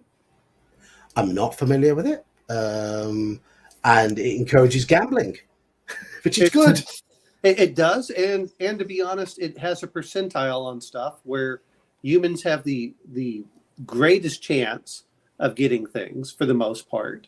They have the most variety there, but like halflings, there are certain things that they aren't allowed. Okay, they don't have wizards or priests, but you can, But what's the percentage of getting these things? Whereas humans have dozens, and a lot of them have about probably 2/3 to about 90% of what humans can get, depending on what your race is. Like wood elves are probably the most limited. But are they better at what they can get? Is that the general idea? Well, I think it's what they're better for. Is generally your stats are going higher, and then you also have the ability of, which I like, whether it's Shadowrun or other things. If you're playing humans or something else, you get better. I want to say fortune or luck. In this case, it's called fate points or edge in Shadowrun, where humans got the intangible that were allowed to alter their dice rolls during the game. I know in the old Star Trek game through FOSSA, all the other races would have strength bonuses, and Vulcans had potential psionics, and humans just had an insane luck score. It is sad that you often do need that some little enticement in there to encourage people to play as humans. Well, yeah. Well, and I think part of the problem is with most systems is everyone assumes, humans are average, so everyone else has to be better, which is why I did like the old character creations, +1, -1. A dwarf got this, or we're talking about development, you could only go so far in certain areas. If you want to be a thief, you were unlimited. But if you weren't a thief, then you were limited to 7th level, 5th level, depending on what your stats were. And that's where I think that sometimes did two things. One's it added flavor to the game, of course, but the other part is it did encourage some of it. But that's where I wish that with 5th edition and some others, stop making humans as this inferior race, yet they're the most populous of everything. I was going, human beings, which whether people realize or not, we have some of the best vision. We have fantastic constitution. We have the ability to eat tons of food. We have huge amounts of regulation, and this is all on top of our ability to we throw. Heal fast too. We heal really well. Yeah. We have a phenomenal ability to heal up from massive injury. Well, and in our ability to, I mean, and there's all these things that go in there, like throwing, which no one ever looks at. No one ever says, "Oh, look, humans get pluses to throwing." We're like the only animal that can throw anything decently, uh, and actually hit from a distance. So it's like, yeah, I mean, but I think that's some of the things that I wish they would do more of to separate out. You know, are basically full color vision. You know, we have three cone, or what is it? The 3 photoreceptors of different colors, whereas dogs have 2, pigs have 2. I don't think we have the best eyes. I think there's like 1 or 2 animals that actually see more colors than we do. But one interesting little bit of general knowledge, though, is do any of you know, compared to the entirety of the rest of the animal kingdom, as in everything, every living thing on Earth, what our strongest sense is in relation to all of them? I would assume vision. smell. Taste. Smell. Oh, Smell. really? Because there's so many creatures that can't smell at all. Oh, really? Oh, okay. Makes sense. Or they can only smell certain things. Yes. Yeah. Our sense of smell is our strongest sense in comparison. In fact, most reptiles don't have a sense of smell. They taste the air. Yeah. It's that sort of thing. Fish, things that live in the sea have no sense of smell. They taste things in the water. Well, I know Anyhow. that the sense of smell affects our memories more than any other sense. It also informs our sense of taste too. Oh, yeah. So it's So actually you a huge component of our ability to taste things. Actually, take away somebody's sense of smell, and suddenly everything's bland, or they can't taste certain things. Yeah. Okay, so sorry about that. I was just talking about different aspects for that and development is. Yeah, the other question is, are you going from, if you go for D&D, by the time you went from 0 level to 10th level, you're fighting off massive monsters and truly heroic. Whereas, Call of Cthulhu, even if your stats are great, you're still not that much better than you were when you started off. I mean, and I like it in that all enemies stay relevant. In Call of Cthulhu, a single stab from a dagger can take you out, no matter how long you've been playing. And I think that's critical and crucial to the basic conceits of the setting, though. I mean, Yes. Humanity is insignificant. It doesn't matter, compared to what else is out there. I mean, there are a few things that a human can maybe take down. Like, you might get in a fight with a ghoul and be okay. Might. Well, even a normal street thug is very dangerous in Call of Cthulhu. Yeah, but you're at least as dangerous to him as he is to you. Well, that's true. But I remember, they used a perfect example of if you had a Tommy machine gun going against a bunch of cultists. They're like, well, the cultists are going down pretty fast. But, if you suddenly get like 3 or 4 of them and they have guns, it's like, all right, guys, it's time to get out of here. And I think that helps as well. As just because you can shoot great doesn't mean you want to be in that fight. So that's Call of Cthulhu is one of those games that I've never played an RPG where anybody has been as afraid of a pocket knife as they are in Call of Cthulhu. Because it will end you. Yeah. Well, and there's some of them I've looked at, which is I want to call it. We talk about development. Is there are different systems for it? Renown or fame or infamy. And I like those systems. As you play longer, you start becoming either more famous and well recognized, or more hated, or And so the goal is, well, do I want a good reputation, but I don't want anyone to know me? I know that 2 different ones for that. What system is that? Well, Shadowrun has, I think it's fame and reputation. So everyone can hear about you, but they don't really know about you. So everyone says, oh, he's trustworthy or this. And then fame was just in how the average person knows you. So you don't want to be famous, but you want to have a great reputation.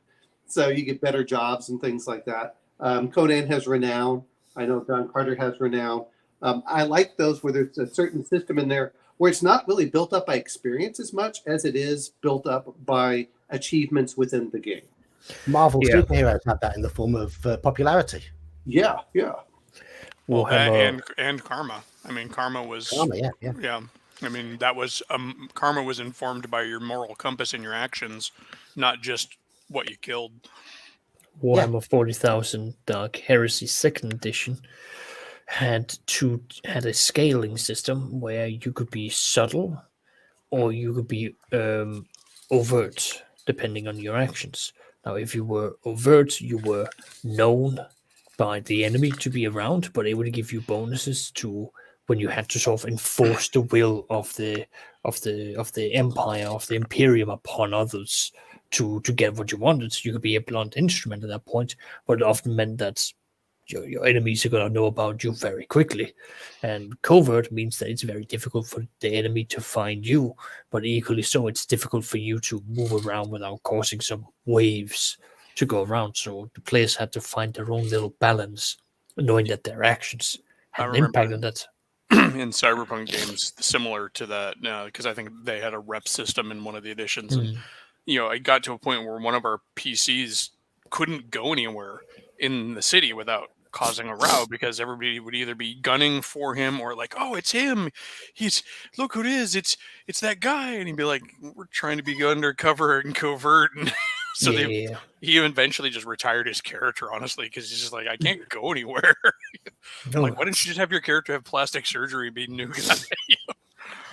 I'd imagine that's something like being a politician nowadays. Well, my current second edition group is enduring the whole thing of like, they are heroes. They're 8th, 9th, 10th level at this stage. They are treated as being the region's heroes. They are, they've got noble people and so on, court wanting them to court, but the players are like, oh, we don't want to be in courts. We know what Game of Thrones is like. We don't want our drinks to be poisoned. So they're staying out of that, but they are going to be visited by upcoming want to be adventurers. We're going to say, you're kind of hot shit. What are your starting tips? Like, where do we begin? Like, we want to go into this area. What do we need to prepare? Well, I'm going to bring up another. That's a good. Party that's doing really well, and every time they come back to town, everybody's like, please, sir, my child needs medicine. The church needs a new wing. Well, I'm going to bring up something. We're talking about development, and just a little bit for anyone. And I know you're not a big fan of science fiction, there, John, but for those, but for those who are, man, when your ship is as much a part of your character's group as anything else, and upgrading those is really cool. It may not be necessarily experience, but having that, and I know Traveler, which I did like when I was looking through it, when it has those, I want to call them quirks, is the best way to describe it, and it becomes its own character in its own right by doing that. And the more they put into it, it's the Star Trek 3 as the Enterprise, goes down. You feel like you lost a family member. I know the Modifius Star Trek game that builds a lot of that into their ship stuff. Your ship is a character, basically. It's the character. It's written up like a character, and so it gains experience and interesting little bits here and there. So, I put when I did Warhammer 40,000 Rogue Trader, the ship was a very important thing because I wanted the players to establish what kind of culture it had. And then that culture would then permeate to the different parts of the ship. So they went with the very Navy oriented as well. At the very top, it's going to be very orderly. But the further down the decks you go, you're going to be seeing some of the less orderly part of what a ship would be like when the officers aren't around. So that the players had to sort of, deal with the fact that the lovely people are at the top, but the further down you go, the rowdier it gets. I'm guessing that the fact that nobody's said anything about the comment that's on screen at the moment, the answer is no. No, I haven't read that, and I have read those. Yeah, some of them here and there. Oh, you have read some of them. Yeah, it's they're really fun because they're basically talking about how they're usually written from the point of view of some alien having a conversation about, and did you see their teeth? So many teeth. And you can shoot them and they just get up and Well, I mean, I'm looking at what Grumpy Old Sand did with Serenity and Firefly with the AI. Oh, I mean, those are exactly. And the more that, when we talk about development, and this is why I do like the skill-based systems, and I hear Starfinder has something similar. The problem is that as you go up with it, and I'm not as familiar with Starfinder at all, is apparently your ship levels with the characters. And but the ability to find stuff and to add things on, and as it goes through battle damage and it gets quirks, to me that is what makes it fun. Yeah. It's the same thing with every Star Wars game I ever played in or ran. Everybody was always like, anytime they had extra credits, they're like, "What can we add to our ship? Can we increase the speed? Can we increase the shields? Can we?" Go ahead. Sorry. I've always liked the idea, perhaps, of running a Car Wars campaign around the same sort of idea, where you're scavenging wrecks on the road and bolting things onto your car, and getting biker gangs annoyed with you and all that sort of stuff. I mean, that sort of thing would interest me more than a game in space. But on post-apocalyptic Mad Max, we're now tying our enemies to the front. Oh, if you think about it, though, I don't see any reason why you couldn't write something like that into fantasy RPGs. When the characters start getting to stronghold level, or even if they just have a town, that they keep going back to, you could start working that kind of stuff in there as their stronghold gains renown, their town gains your reputation. It depends. Like, do you want to do like individual, like still groups of 5, or do you want to go like from groups of 5 into like a group of 50 to a group of 100 and 1,000 and so on? Like, what are you thinking, John? Tell me your ideas. Well, in a recent campaign that I ran, my party, I made this little. It was a hamlet more than anything when they got there, but the players seemed to want to settle there. Yep. So I thought, okay, what can I do with this town? There's not. It's on the frontier, so I'm going to put it under threat. So it's going to need to be defended. But I'm going to put all this in the hands of the players. So what happens? And they've been rescuing people, and I've been rolling on a table that I've made as to whether any of them have got professions or any fighting skills. Yeah. I kept a little chart in my notes. The current population of the town, how many of them can fight, whether they found anyone who's a carpenter, a blacksmith, skilled farmers, and they're building a stockade around the town. And because they found a couple of carpenters, I reduced the time it took to build the stockade. So little things like that. Yeah, you can easily bring it to a fantasy game. Yeah, I know my group. God, easy. Yeah. Last time they went home, my wife's character went, back to the inn that her family owns. She's like, well, they're getting improvements. I'm putting a bunch of my gold into improving the inn. And then one of the other players is like, I feel like I need a stronghold to start researching my magic. So he went back to one of the previous dungeons I went to, which is this tower on a little island in the lake. And he's like, how much would it cost me to fix this up? And, that's all going to that central community. And before they went out on their last quest, because there's a bunch of danger in the area, they started, hiring mercenaries from the other towns around, and like you said, building up defenses and stuff like that. Yeah. So you could definitely do it. John, talk to me after the game. I have resources for town management and how your players can bring forth taxes upon their new subjects. They're not at that stage yet. Why? No. You can't be at the frontier without taxes. It's all for the betterment. It's still very early on in that particular game, and we still give me a heads up if you need any resources. I have several for town management. This is my bread and butter because Excel sheets. Why?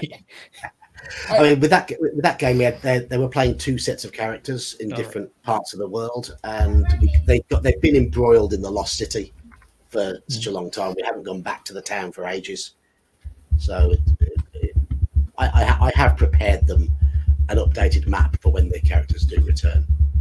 And the only one and not that it really appealed to me that much. I mean, Mutant Year Zero pretty much has that post-apocalyptic feel you can get.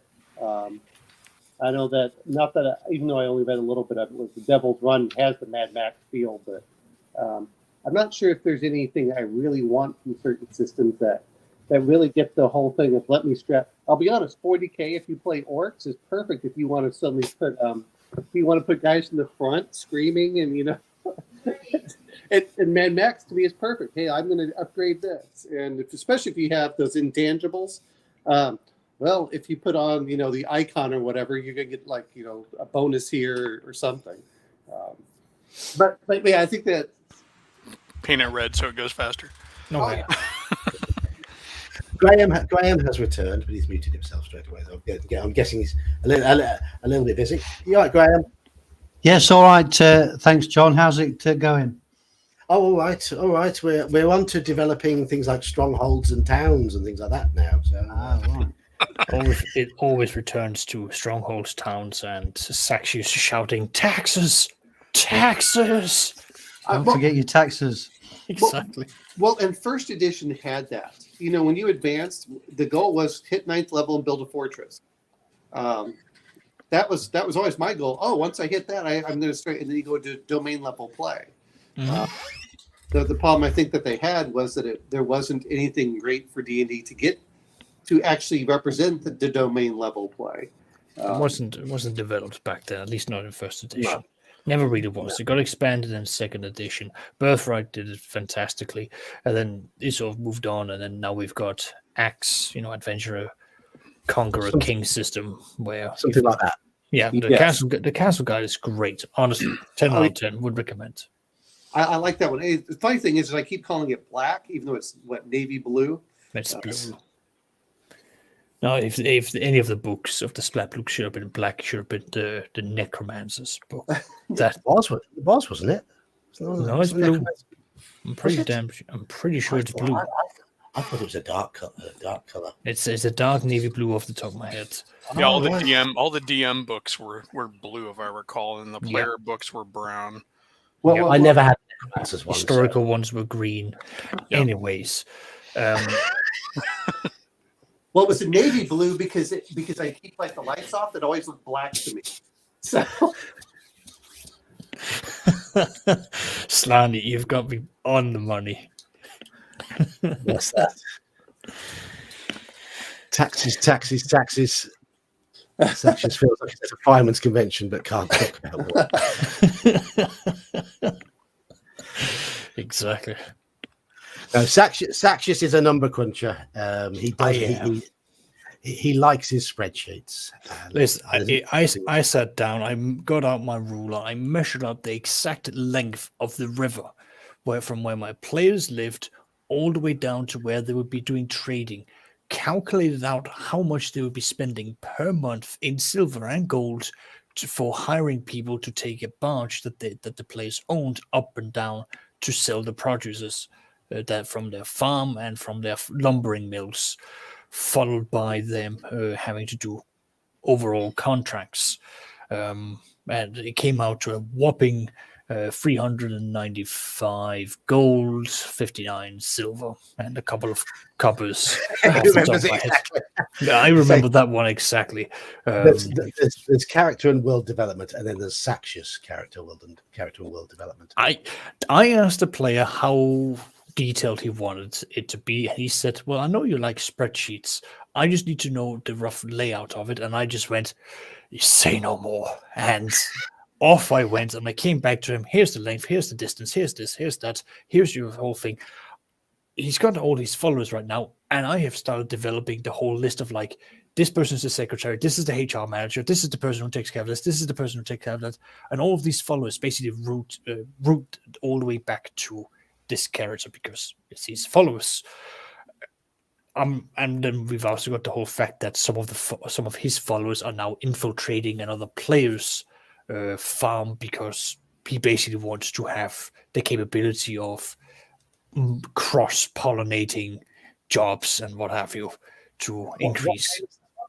This is second edition, that I run on Saturday, where one player owns like a large swath of land, small hamlet. He's basically like a lord, but he's not given the title of a lord. He's just he owns a lot of land, and the other players is beginning his own thief den, and one of his underlings have infiltrated the landlord's group so that he can become the head guy of overseeing the labor, because he wants to introduce animal husbandry to the entire thing, because then they can do meat production and the distribution of meats to the south, where there's a higher chance for it, and it's easier to smuggle items in meat carcasses because fewer So people will. when does this party get any time to kill trolls and ogres and things?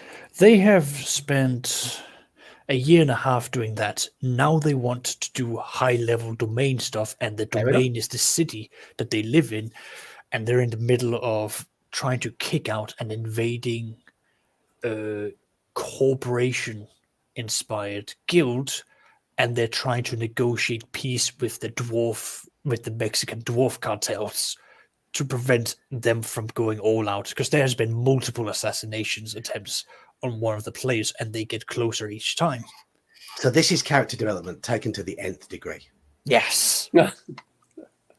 And the best part, and I love that they've done this, they have snitched on one of their enemies and gotten the equivalent of the HMRC or IRS involved, and they're now going to be showing up. And I don't mean paper crunchers. I mean fully dedicated clerics devoted to maintaining gold inflation. No joke. It's an actual religion. Taxation and inflation is an actual religion in my game, and they don't fuck around. So, Well, and I'm going to ask you a question for this, because I know it was a big thing in 1E, and then it started sort of dropping off in 2E, even though we have the Castle Guide. And then by later on, it's kind of just disappeared. Is there an equivalent for 5E on doing domain play? Yeah. For the rules? Through Matt Colville's Yes. stuff. yeah, strongholds and followers. And then Kingdoms and Warfare. Yep. Well, I was wondering if there was something from WotC. It was the Nope. real- No. Okay. Nope. They have stayed. They've outsourced that. they all of that stuff is what they're not doing that. They are focusing very strictly on class expansion, class additions, more skills, more magic, more all of that stuff. And then modules. They're not going into that. The truth of the matter is that after that game being out so long, is that WotC is getting out 5E'd by a lot of independent producers. A lot of the products and campaigns and stuff, a lot of innovation, all the innovation really is being done in third party. You know, Matt Colville started out with Strongholds and Followers, and then he did Kingdoms and Warfare, and now he's got a new monster manual out that completely shifts how to run monsters in 5th edition into a more dynamic and interesting way that, you know, makes them much more playable and fun. So yeah, I mean, you've got it's called Flee Mortals is the name of the book. Okay. or Flee Ye Mortals or something like that. But yeah, but if you look into like there's been some really good books that have come out doing horror and like corrupting magic and stuff. All this stuff that, you know, WotC could be doing, but other people with Kickstarters and even Kobold Press and stuff like that has been, you know, there's Kobold Press created what, like almost 20 So new many kinds of books. magic or something like that for you. And given what monsters. WotC are churning out, I think it's good that these other third party people are involved, because it sounds like they're producing things that might well appeal to us older people a little more. Well, and you know, no dig. I mean, WotC has got its target market, and it's definitely courting that market. But I think that it very much, there's this weird arc. Start with 5e WotC stuff, and then kind of spread your wings out into other people's products, kind of like how it always was. I mean, you started with D&D, and next thing you know, you're playing Boot Hill, Gamma World, Top Secret. Yeah, Star that's- Frontiers. Wait a minute. To be fair, those were all TSR games. That is true, but You you were, know- Yeah, you had Judges Guild, didn't you, and Roll Aids and people like that Yes. who were yeah, producing. but you were always you were playing other stuff. I mean, before we had, before I got into things like Palladium games and like Cyberpunk and all of that, I had gone through most of the TSR products in one edition or another. I mean, I basically skipped 3. I have a little bit of 3.5 because I played a little bit of it. But at 4, I got whatever they had online and read it. And I was like, this is not the game for me. That's not the. I said, it's fine but you could tell it was there to sell miniatures. And 5e's kind of there trying to sell miniatures as well. But yeah, but to me, it's those. If you expand the stuff that characters can do, like you said, now we have all these third-party things out there. Whatever works for them. But I kind of, speaking of different games, Conan has Exiles. What are some of these others? Forbidden Lands. You have your own, create your little base and build out from there. I was on Modific's website earlier looking for that utility to help with character creation, and I was amazed. I was amazed at how much Conan stuff they've got on there. And I have almost all of it. but to be fair, and I got a lot of stuff either was half off or like there was big savings. Like I got and I came in late, to be fair. By the time I found it, I was pretty late. But it was like, oh, I get supplement 3. I'll buy all those 7 books at once because that's cheaper than what I can get it from Miniature Market, and I get the PDFs with them. Okay, but can I recommend that to everyone? No, I can't. I love them. They're fun to read. They give me ideas, which is what I grab any book for. Oh, you sound like you're a person who's perfectly happy just having a book and being able to read the system and not necessarily even playing it too, though. Yeah.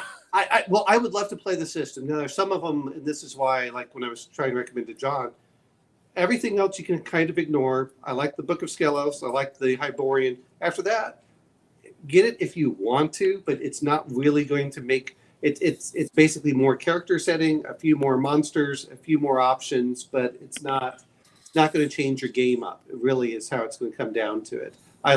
Now Exiles will, if you like to play that domain level style, but it's a hex base where you can just simply say, I'm going to throw my Conan characters into a wilderness that's not even on the map, and they're going to build out from there. Forbidden Lands kind of does that automatically if you just want to do hex crawls, and that's what I kind of enjoy anyway. But it gives you those systems to build those up, and I kind of like those. But at the end of the day, the reality is, how much do I want to build, and what can I recommend for people? Get these books. You don't anymore.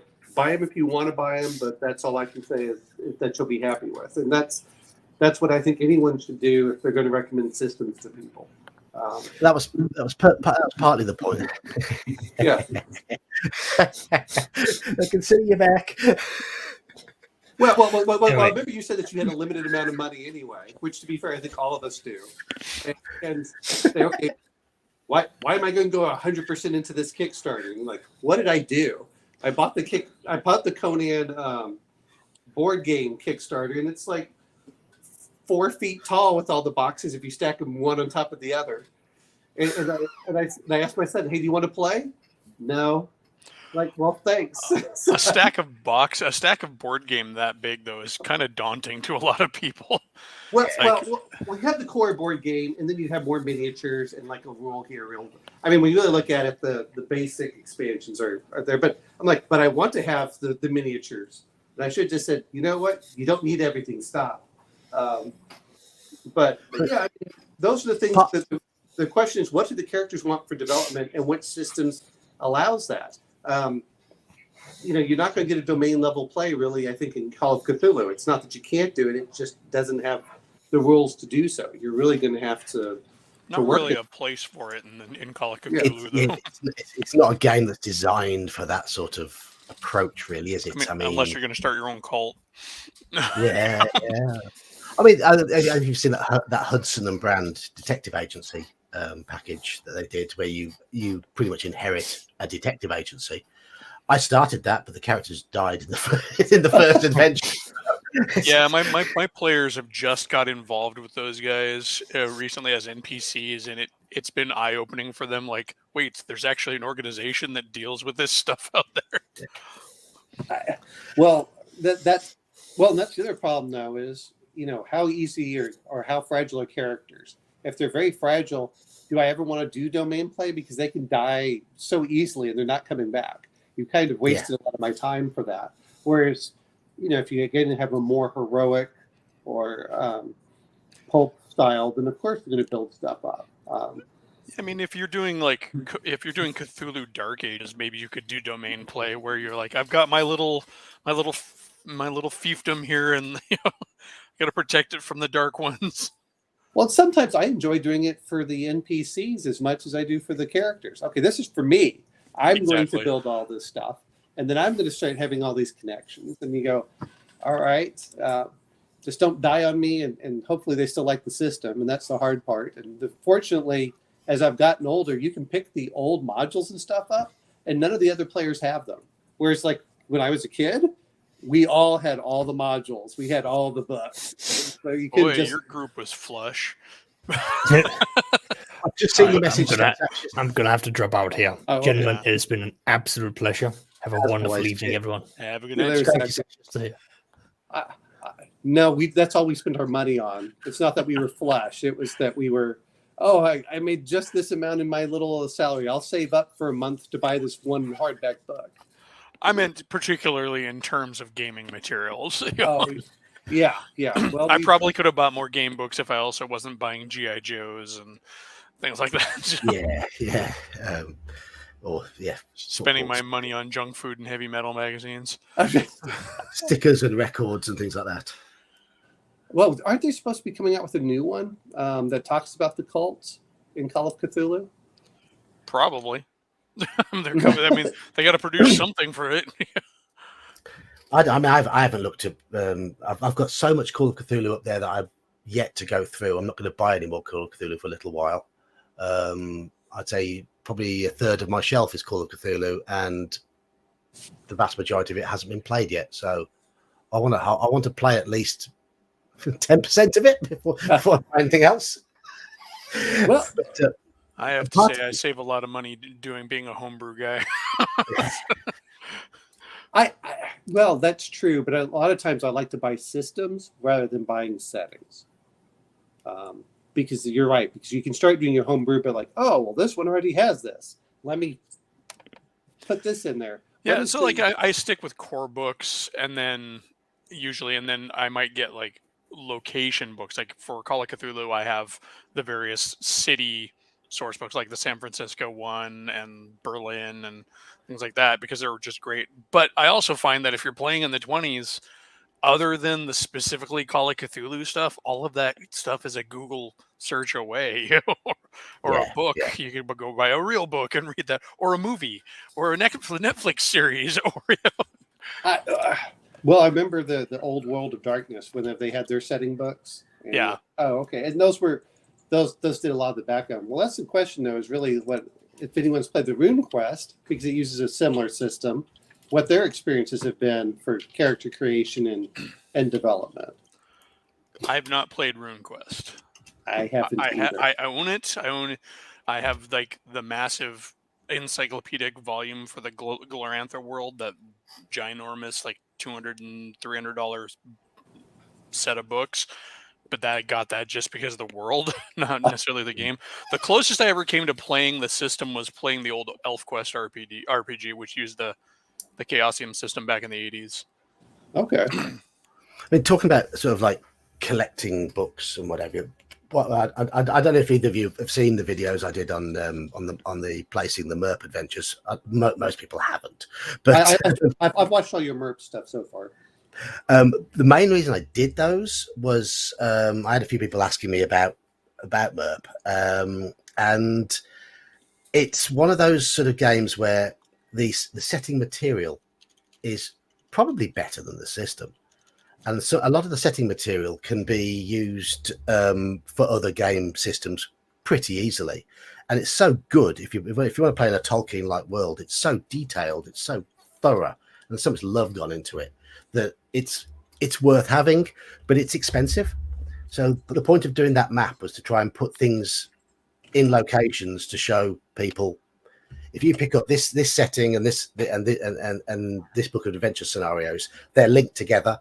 You can get the two of them for maybe £50, and those two combined together will give you a good campaign in whatever game you're running.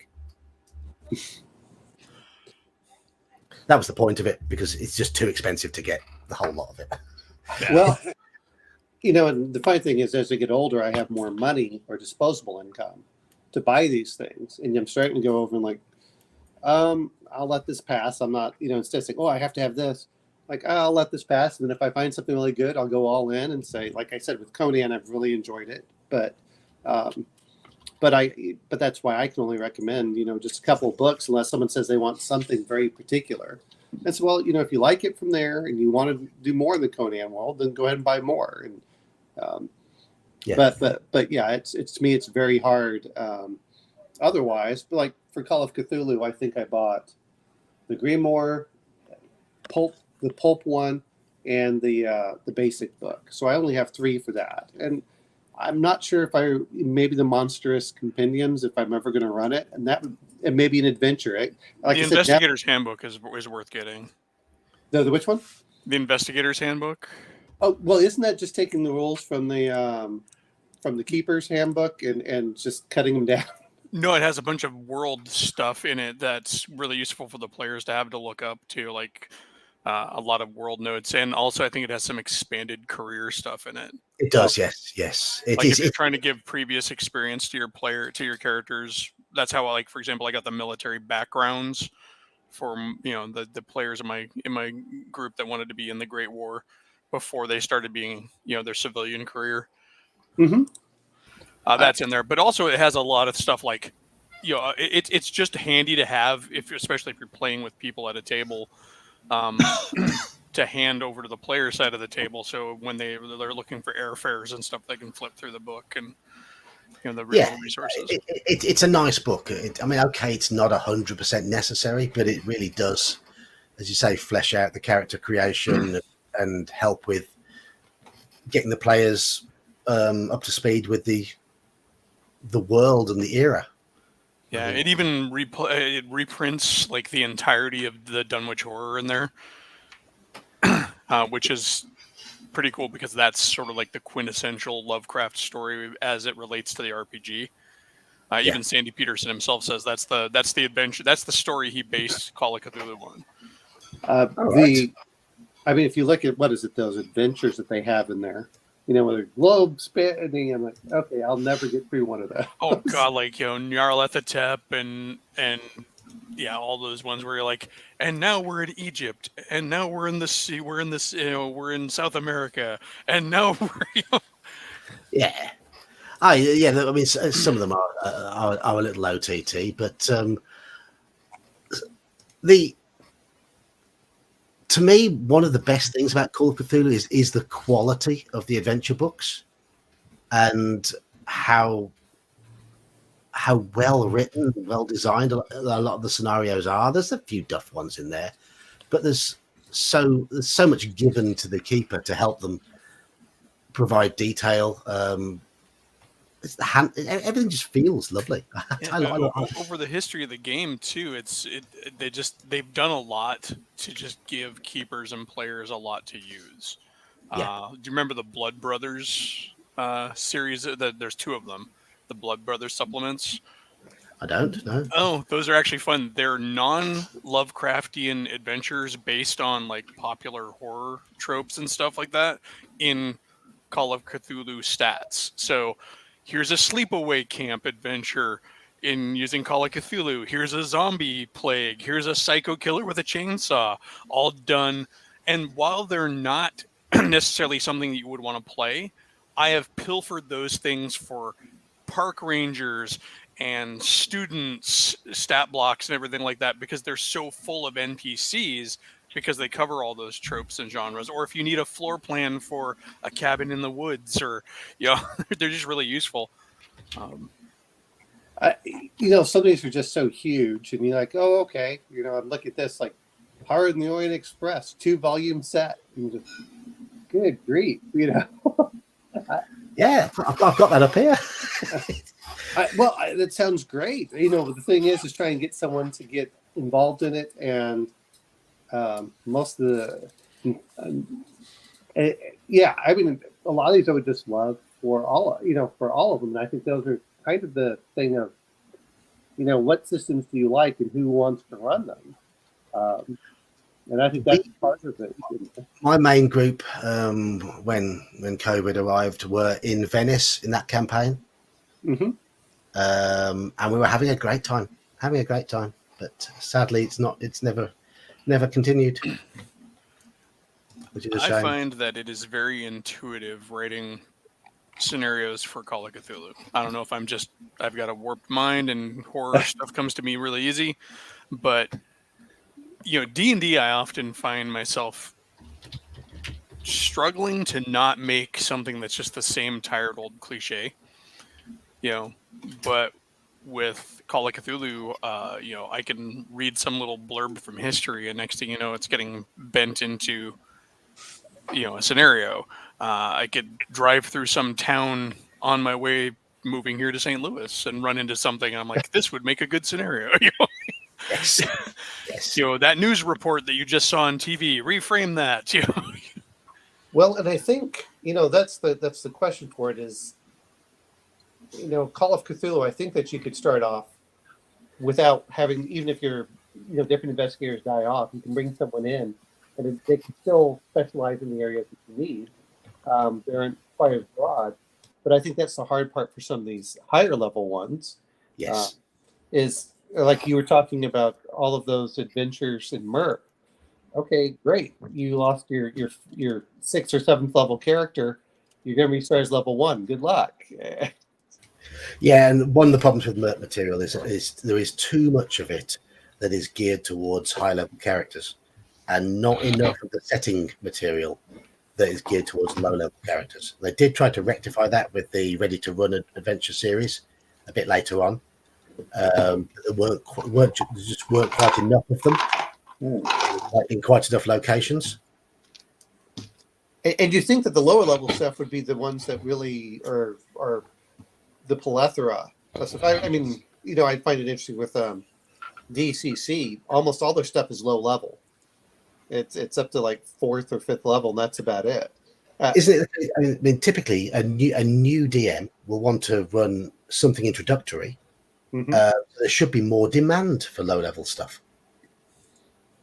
Absolutely, and you don't want them going through the same part. It's just like, you know, I understand with D&D is like, okay, you had several 1st through 3rd and tons of 5th through 7th level, and then after that, it kind of disappeared. And some of them were 5th through 9th, but once you went past 9th, there was what Against the Giants and that series, and especially considering how frequently, you know, D&D campaigns peter out and restart. A lot of low level stuff would probably, a lot of beginning introductory adventures would probably be useful. And I think that's part of, you know, for D&D, I thought that there would be more higher level characters, because I remember when I was a kid, we'd play all the time. Now, as I'm older, it's hard to get anything past, you know, like they talk about the average thing lasts about 7 sessions or so. I said, yeah, but you still want those exciting lower level adventures to do that with. You know, they are exciting because you may, you know, there's a lot of peril where 6th, 7th, 8th level with a few good spells, it's harder to kill characters, and you know, very hard to kill a party of characters. Yeah, I mean, once you've got sleep and under your belt, it's really easy to get through a lot of those. Yeah. Well, here's the thing: you have sleep, and that's only at the lower level, which is like wonderful. But you only had 1 or 2 spells total. Then you get to 3rd level, and there's like not any great spells other than web for the most part, and maybe knock, depending on what you want to do, of 2nd level spells. And then also you hit the power of 3rd, and you're like, I have too many choices. I've got fly, and I've got this, fireball. Yeah, lightning bolt. If you look at our game last Saturday, Graham, quite a small party of 3rd and 4th level characters managed to clear out quite a lot of Darrow in a confined area through use of, you've mentioned it, web, Yeah. sleep, Yeah. and silence 15-foot radius really helped because it stopped their spellcasters, Yeah. and whole person. And it was, Yep. and probably the crowning moment was using the wand of polymorph they found in the final enemy to turn their leader into a salmon. But you're right. At that point, they can begin to take on bigger stuff. But then you sort of move out of that. So there's these big power jumps, but there was almost nothing once you went up to, past 10th level. They had very few adventures for it. There was Tomb of Horrors, which honestly you don't really, with the exception of being able to cast some spells, you could probably put 5th level characters in there because it's so dangerous anyway. Yeah, it was often said that a low-level thief had about as much chance of getting through as if not more, if played well, than a much more careless higher-level character. But that one's not even really designed to be part of a regular campaign anyways. So. No, you're right. You are right there. It even says so. It's just like, no, don't play regular character. Make new characters. Take them through this. Well, and it was kind of boring, to be honest, when I was reading it. Everyone's moving through slowly, but there's one point where it says, okay, you just tell them that they met the Lich, close up the book and say you're done and walk away. Even though they haven't. And I went, what? And it didn't seem to make that much sense. To me, they could have done, and I understand it was a tournament module, but it was one of those that could have been, I think. I always saw that as a DM's note, like a note for how to run the module for best effect, because it is the false ending. Spoilers for anybody who hasn't read the module in the last 50 years. well, it is, but that's to me kind of a jerk thing to do, and like, oh, okay. The whole adventure's a jerk thing to do, though. That's the whole point. It is the point of the adventure. It's Gary Gygax thumbing his nose at his players who are like, I can beat anything. And he's like, all right. Well, I think my favorite story hearing from someone is he said he was playing with a bunch of engineers from the Army Corps, so that's mostly civil engineers, and they came in and took the tomb apart brick by brick, and he said there was no real adventure in there. He said they just went in and they treated it like he said, that wasn't that much fun. And I said, of course, if you're chaotic neutral or something like that, or you're evil, it's like, here, you go through there. Oh, I lost another follower. All right, next one. Bring him through. The first thing you do is just buy a bunch of sheep and run them through the dungeon. And well, the hidden doors behind certain things. And to me, it could have been a really cool adventure if he'd really put some time and effort into not just making it full of traps. This is why I think that the do you think it's a good adventure for learning as a DM for the sorts of things you can put into adventures, with a little bit more, self-control, because it does showcase a lot of cool little tricks, traps, puzzles, and a lot of imagination in it. Yeah, it's a really good guidebook for I think, not necessarily designing adventures, but the sorts of things. I guess not so much a guidebook, but almost like a precursor to Grimtooth's traps, where here's a bunch of fun stuff you can put into a module. I think Pharaoh did a better job, just to be honest with it, and I thought that was a more satisfying for both players and GMs. Pharaoh's good. I mean, it's not also a real adventure. So. It's not without a couple of massive flaws, but it's a lot of fun. I like the ability that there were multiple ways into there. I like that some of the monsters they had, like the Trapper, the Doppelganger, the what was it? They had the equivalent of mummies where you couldn't kill them because they had no heart. Yes, there was some very clever moments. I thought the maze in there was good. Was good fun. Exactly. That's why I thought that it's a better adventure, both as a fun aspect. Tomb of Horrors, yeah, okay, let's see what works, and that seems fine. But it was boring to read for me, to be honest. But I think right there, and certainly no criticism to you specifically, but I think your commentary is the same same sort of problem that everybody who does commentary on that adventure makes, and that's they seem to apply regular gameplay with regular campaigning in mind when they're looking at the. Yes, it's an absolutely trash adventure if for a regular campaign with your regular characters, in the context of regular D&D. But that's not what it's designed to be. That's like saying that my chocolate chip cookie is a horrible brownie. They're both they're both cakey desserts, but one is not supposed to be the other. Well, that may be true, but I don't like brownies, so that's what it comes down to. Is like, oh, okay, I could. We all have our own preferences. I mean, I was just saying that, and your preference is completely your own. But I was just commenting that your commentary mirrors most of the commentary I hear against Tomb of Horrors, which is it's a horrible adventure. Why would you ever run your characters through this? This is absolutely a giant dick move and blah blah. Well, no. You shouldn't be running your normal characters through it. Yes, it's a giant dick move because that's the whole point, and it's not a great adventure. Well, that's part of what is, why are we playing? And I said, okay, I want them to go through stuff. I want them to have the adventure, like we talked about, of course, SF0 for Star Frontiers when they have to go through their equivalent dungeon. When they go through the caverns. And there's a lot of cool stuff in there. I'm like, okay, don't get me wrong. It can be pretty dickish in there too, with the fungus and the. But I do like the biggest failing, honestly, is that Tomb of Horrors really needs to just be framed as a one shot. People just need to talk. It is a one shot. It's not. And if people have no problem with one shots. If you were to actually just say this is the absolute most butt-kicking one shot with lots of puzzles, and it's truly a test of players, I think it might get more slack. But because I would have liked to see more things in there. To be fair, like you're all right. There's a lot of dick traps in there. I would like to see more puzzles. I would like to see a little bit more combat, more interaction. I mean, to me, it's a module that could be fleshed out a lot more and give them a purpose to go in there than just saying, "Oh, well, here's a tomb." I would much rather it be. To be fair, you probably have to add. They'd have to do a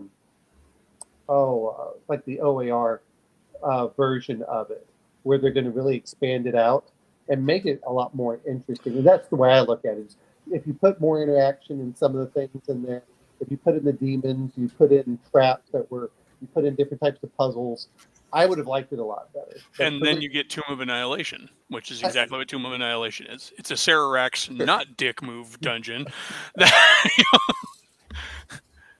So yeah, I mean, I don't disagree. I've never read Tomb of Annihilation, and that may be a much better. And I do like one shots, to be honest. I love one shots because for Conan or anything else, it's a way of getting new players to get into a system.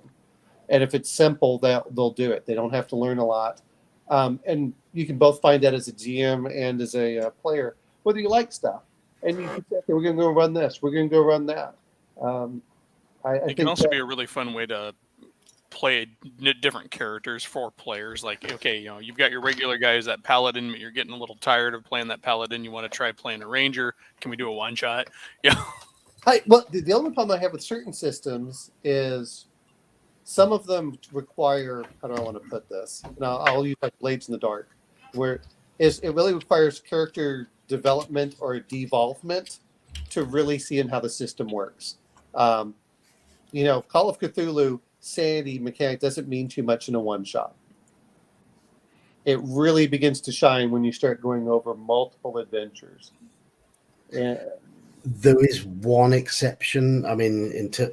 Yes, that's true with the vast majority of adventures, because most adventures in Call of Cthulhu your party will lose between 5 and 10 sanity points, and that's not going to have a huge impact in a lot of cases. But there is in Forget Me Not, my group were losing 30 plus in the space of the first session. There is potential to lose a lot more in adventures, especially if you remember all the mundane crap that can cause sanity loss, finding dead bodies, witnessing, violence, and stuff like that.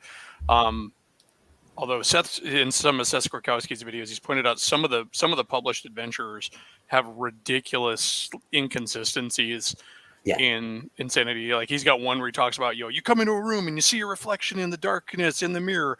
Sanity loss. You drop the straight razor in the bathroom. Sanity loss. And then you get to the end and like you see Yog Sothoth and like nothing. There's like in the module they forgot to write it in or something, but it's like Well, and the alien Sandy mechanic, which is what I would call their the stress and panic. mechanic. Their stress mechanic works out very, very well because that it keeps adding up, and then over time, if you lose it, it slowly goes down. But of course, it also overflows onto your companions. Yeah. Well, that's true. That's what I said. But I mean, there were some of them. A perfect example was I think we were playing Scum and Villainy, which uses the Blades in the Dark style system, and they could burn through a lot of stress and things that would really impact them if it wasn't for a in a long-term campaign. So it really makes them high-powered and pretty invincible. Whereas in the long-term campaign, you're like, I don't want to do that because that really hurt me. So then it forces those hard choices. While on Blades of the Dark, I mean, it's a system that one of my players has bought and is talking about running it. What's character creation and development like in that? It's very simple and very quick. I actually like it when you look at it. You get. It's been a while since I've played it, unfortunately, but you pick your equipment, which is and you have like an equivalent of an encumbrance, and you have like the playbooks. But you go through it as you begin to do skills. You can add, once you've done a certain number of skills, it fills up a slot, and then that will increase it. So you have, so that's what it goes on to. And I don't want to give the wrong way because it's been a while since I opened up the book, but it makes it very, very simple to I can get players to put something down probably within about 5 minutes. They can get a character that's similar to what they want, and they can get more powers as they go through, and they can clock it off. And I'm going to use Scum and Villainy because you can create basically Jedi in there. You can play Firefly, you can play Cowboy Bebop, or you can play Star Wars using that system, which makes it very easy to do, just depending on what characters you pick. And I said, oh, okay. But yeah, it's a very simple system. Move stuff up to get skills. Depending on how lethal you want to make it, it's very hard to kill off characters or very easy. It just depends on how hard you want to put it up against. It's more of a heroic. But I really enjoyed it. I thought the character development was easy. I thought the character creation was easy. It was easy for players to understand. And they mark stuff off on there. And once they've been enough successes, they get another bonus in there. But it's been a while. But it really uses... The Blades in the Dark was more of a paper Victorian style supernatural. I like Scum and Villainy, but it's used the same thing with Rick and Ones, which I've enjoyed. There's a game that's just fun to read. You get to play monsters, and you get to build your dungeon out as you begin to go through, with the understanding at some point in the adventure, heroic characters are going to come in and kill you, and that will be the end of your campaign. So you have to. But I like the video game Dungeon Keeper. It's exactly that put into a tabletop role-playing game. And you build out your dungeon, and at the end, you're not really allowed directly to do it. So you'll start trying to set up traps and everything in there, and I'm going to do this. And you build it out, and eventually there's going to be strong enough him that will kill you, and that's how the game ends. But I thought it was really cool and very interesting, and it can be done tongue in cheek, or you can make it fairly dark. But yeah, it's like, oh, I get this skill. Oh, well, over time I can get more powerful. I'll put some, but that's the way it works. And the development works out well. The character creation is short, and I think it's a good beginner game. I think for a lot of players because of that. You don't have to learn a lot of the rules, but you also have to be willing to trust the dungeon master for that as well. If you don't, then it's not going to work out well because there's a lot of fiat ruling. There's nothing set really hard in stone. Well, I mean, the player who's thinking of running it, he's had a bit of DMing experience, so I think it'd be good for him to give it a try. By the sound of things, It would. Well, I kind of like the ability that for players who take too long, and I know Sostkowski was mentioning this. Some players love to do all the planning up front. In this one, you kind of do planning backwards. So a perfect example of it is you meet the guard, and what you'll do is you'll say, "I'll pay a point," and you'll say, "Okay, I'm going to say that I met the guard last night. He was in a compromising position, and now I've bribed him to let me through in here, so I won't let his wife know that he was in this compromising position." And you're like, "Oh, okay, go ahead and roll that. If you succeed, then you move forward," and that's the way it works. all right, that sounds interesting. That does sound interesting to me. It was a very intriguing way of doing things. Yes. Hello, David. One of our regulars has just chimed in. I would like to run Wicked Ones again, and I enjoyed Scum and Villainy to play when I was there. I think, though, I think that it's a game that you really need 3 to 5 players. If you get too many players, things cascade in a positive direction for the players. If you get too few players, it cascades in the wrong direction because successes breed success and failure breeds failure. It is. I mean, if this DM gets a chance to run it, it's likely to be run as a little bit of a fill-in when we've not got a full group available. So if 3 or 4 players is good, then that's perfect because that's how we're planning on doing it. And it's the same with Conan. If you get too many people, momentum will build up very quickly, and they'll just start steamrolling things. Right. So you have to be careful that it's either the 6 to 8 players. Certain games work better, like D&D I think works better with 8 players because you have the backup. So you can have 2 of each class in there if you assume the 4 basic classes.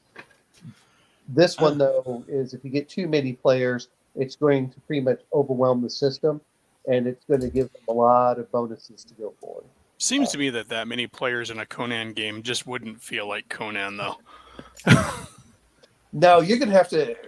Though that said, is there ways you'd really have to play Cutthroat in Conan to do that? But you're right, because momentum, whatever spare momentum you get from one player goes to the next one. And so it can cascade up to the point that they're just rolling massive numbers of dice. Yeah, and I think the momentum system is their way of building in a system that works well with that small number of protagonists like a Conan story would have. It might be him and 2 friends.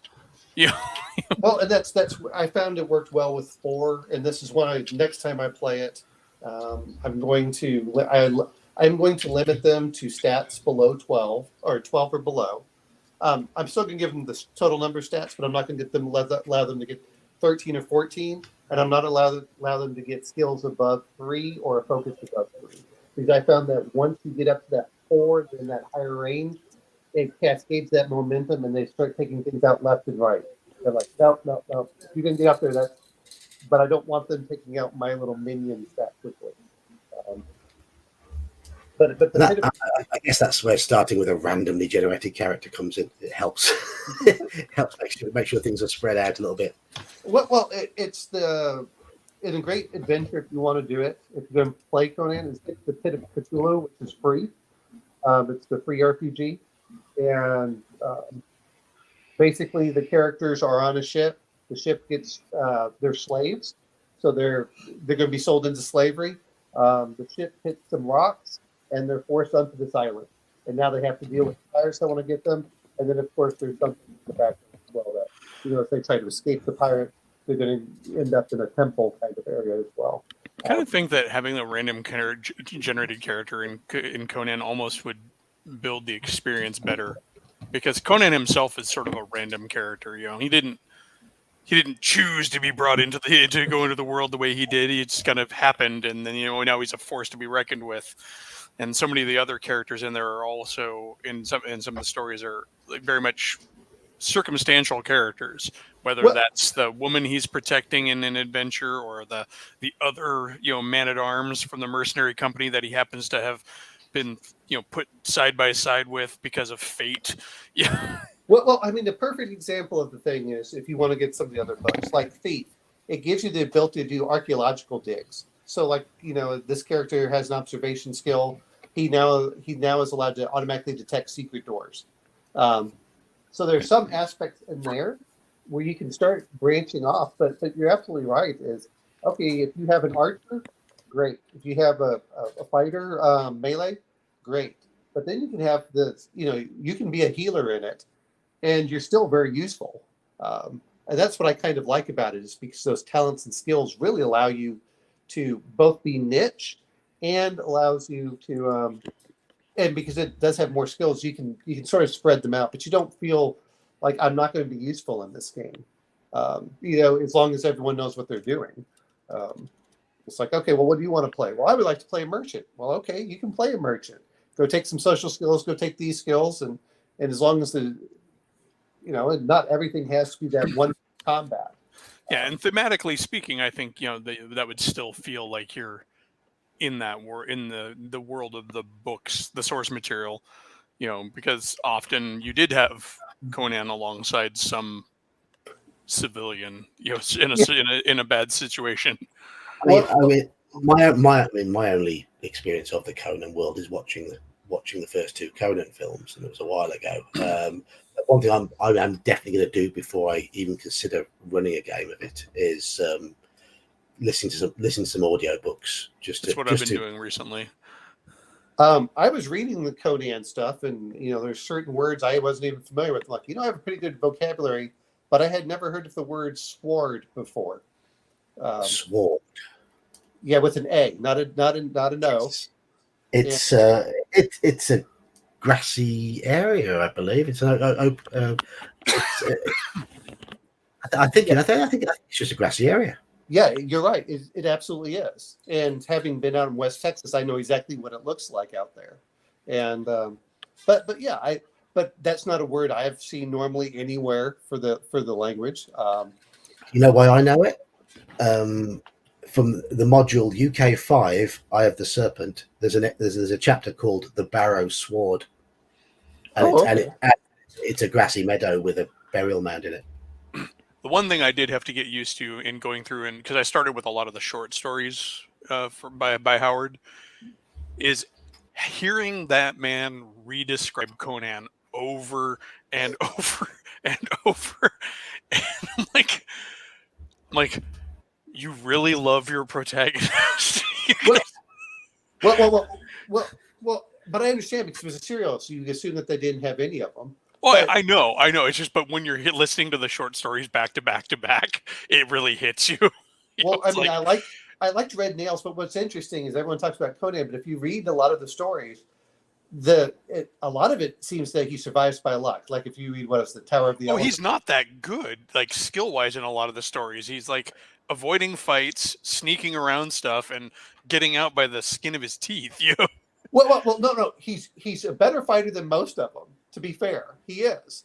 But if you look at what always happens to him, he's like, well, I had all my armor, but the the mercenary company got killed, and I had to run away and drop off all my armor and then slither through the mud and the bushes, and that's like in the Frost Giant's daughter. He's like, okay, well, we won, but I'm the only one left up here in the frozen north. All the other guys are dead.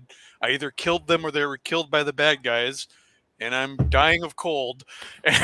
Well, and that wasn't even Conan. That was a different one. There's a couple of them that, but like Red Nails, his physical equivalent is always described as his equal, and yet that guy will die by some bad luck, or like the Tower of the Elephant, the thief that's going to go in with him dies by bad luck from a spider bite. Those are the kinds of things that to be fair, it's a pretty gruesome spider. Oh yeah. Although again, going through Howard, you're like, and now I know why giant spiders are a monster in D&D, because between Conan and Tolkien, Yes. The giant spider that was in there, and what's great about Conan is you as a GM can. This is why I recommend getting the Horrors of the Hyborian Age or whichever, because it gives you the ability to add statistics to these monsters. So you can't just get one monster. You can say, "Oh, I'm going to make it an abomination," or "I'm going to do this," or "I'm going to add a mutation to it," Oh, and yeah. it changes the whole aspect for the monster. But a perfect example is it can be a minion, which means that it's not that hard to kill. Oh, okay, one blow, it's almost dead. It gets toughened. That's a bit different, and then you can make it a nemesis, and then you can use your doom pool like it goes first, because normally the Conan characters go first, and all of a sudden you can do that with a tiger or anything else. All of a sudden, these monsters are truly terrifying when they're getting first. Now they're rolling 4 or 5 dice on you, and they're doing this extra damage. And the Doom pool, I know that some people complain it makes the DM versus the player, but it really, when you go through it as the GM, you can suddenly make a fairly trivial tiger into a truly terrifying opponent. Yeah, I was surprised, listening to the audiobooks and stuff, also just how much like eldritch horror is in the Conan world. I mean, I knew that there was a little bit of it. It's everywhere. Like all these short stories have some flabby-lipped, tentacled, horrible thing in the dark. And speaking of tigers, I mean, there's the one story, I think it might be one of the Cull ones, but I think it's, a Cull story, not a Conan story, where there's like this immortal talking tiger that's this being of an ancient race of not cat people, but cats that are intelligent and stuff like that. And it's as big as a tiger, and it's just sitting there, being all old and forlorn, like some sort of Tolkien elf. And well, and the horrors of the Hyborian Age gives you the ability to create those characters. They even give you statistics for them, which I thought was just cool. Well, what do I want to call them? They're templates that are added on top of the monster there. Well, yeah, and that's a great way to do it too, because you can just, all right, I have a snake. Now it's an evil, horrible snake. Yeah. Well, and those are the ways you can start increasing it, and the same thing happened actually with Iron Kingdoms, and I think that's the real negative aspect for D&D with these challenge ratings.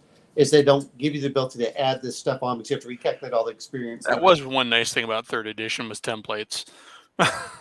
Well, yeah, exactly. Well, this is, if you want a fire-breathing snake, you can make one, or a water-breathing snake, or one that talks. And those are a lot of fun. Or you can make a horrible abominations. Or I just enjoy what's in those books. But yeah, the Doom pool really lasts. Well, the other part is anyone that's read the Conan stuff is all of a sudden like he's running around and a trap comes over and locks his leg in.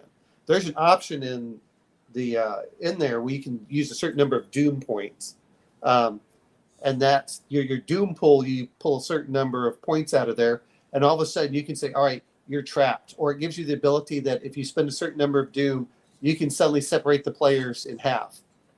So all of a sudden it comes down, like a wall suddenly comes down and the two are separated.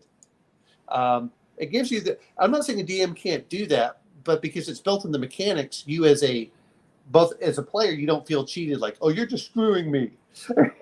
You're like, oh, okay. Yeah, but I think that's where people have to remember, players have to remember, it's also a game.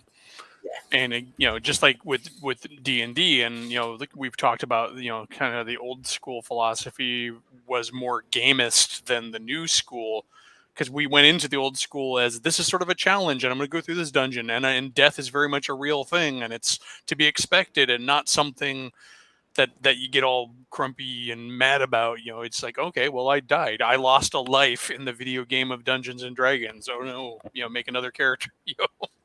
All I can try to think is the little Pac-Man sound when he gets eaten. That's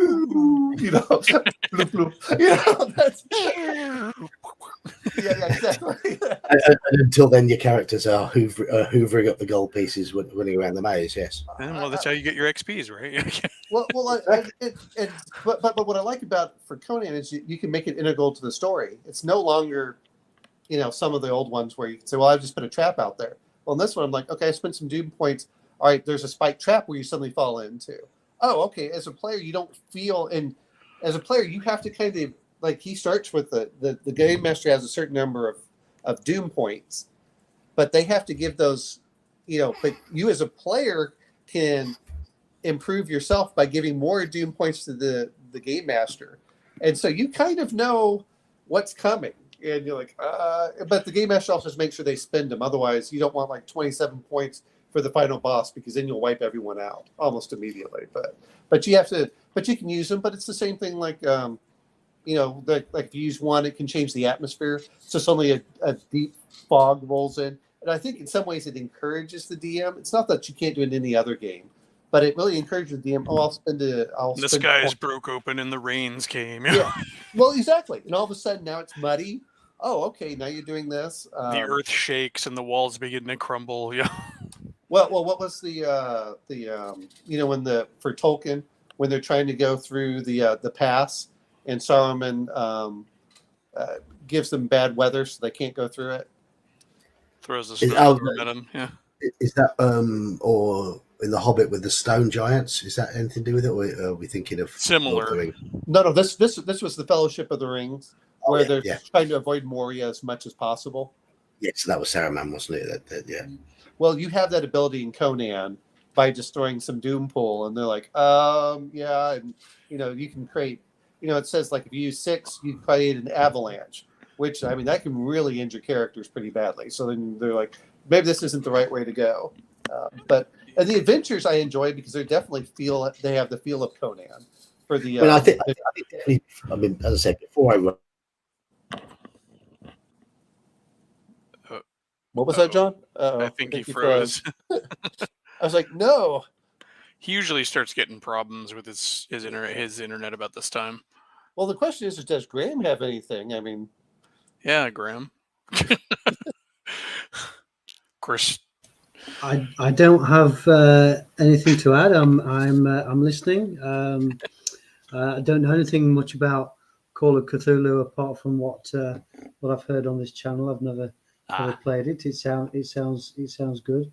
Well, and Howard and Lovecraft were contemporaries that wrote to each other, so they borrowed from each other for their. They're actually technically one big universe because, in fact, actually in my campaign I had the players find an artifact that was a Sumerian sword. So Graham, I'm going to ask you for something because you've probably done more as a player.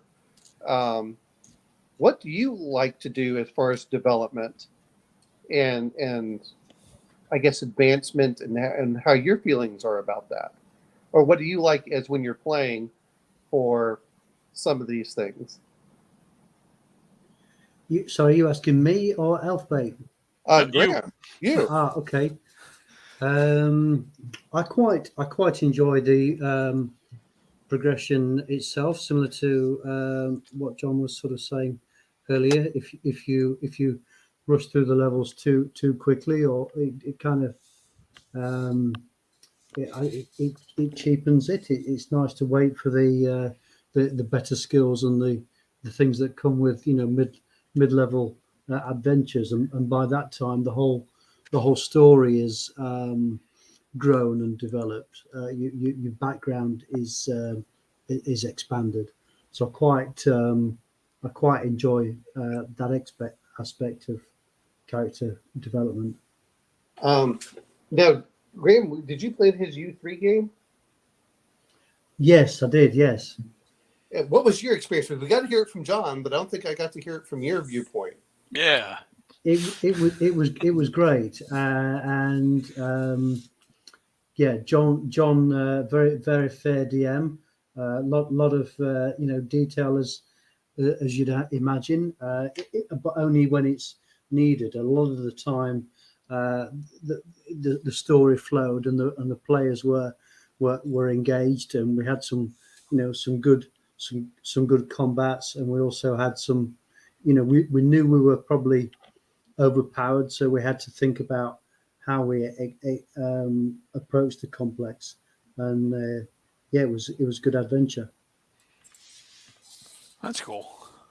And I guess you're looking forward to the next one. Yeah, we've I think we've done one session on A Star Is Fallen, and looking forward to the next one. Now, what do you play, and what is your level right now? I'm an elven fighter. I think I'm level 4 with 4 or 5. I think it's 4. So by the end of the last adventure, we all pretty much leveled up. John does the training rules so that your cash poor. It doesn't affect your how you progress through the levels. It just means you're spending most of your cash on training. And what are you looking most forward to on the higher levels? I mean, since you say you're enjoying them right now in the progression. Um, So always nice to get new abilities, or to hit bonuses, or the odd magic item, or potion.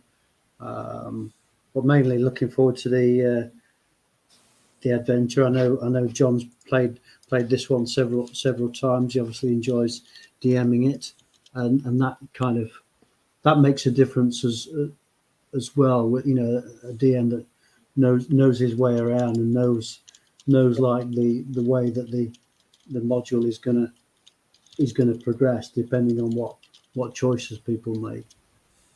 and so, how do you feel that you're going to be limited in levels? How do I feel? Sorry, what was that? Well, I mean, what is a fighter? I think you're limited to, what is it, 7? Unless you're single class, then is it 2 more levels? Oh, I see. Yeah, for an elf, yeah, yeah. I don't mind. I suppose I will retire at that point and maybe try another character. There's the option of just playing on and remaining at top level. So yeah, I'm not worried about it too much. Okay. Um, I mean, with just taking it from your perspective, because problem is I came from so much of a power gamer, and then coming back, I'm like, no, I have to break myself of this, and so it's I got this, and now I can tech this many times, and then I can do this. And it's like, Yeah, yeah. I know. I mean, how do you find that? You're looking at it from the other way, if you like. From, you mentioned being a power gamer. How do you find this style of adventuring? I'm beginning to look at it more. Not that I mean, like a lot of things, I want players to always feel useful. I want them to think through things. Um, and to be fair, I kind of like more of a pulp, let's go fight kind of attitude, and Yeah, watch through and fight and run, fight and run, fight and run. In the old style game, until you got those middling levels, was much more. We'll take a slow step. We'll test everything. Just like Elfbait here was talking about the old mages. You don't need a high level necessarily to get consumer powers until you meet the demi lich.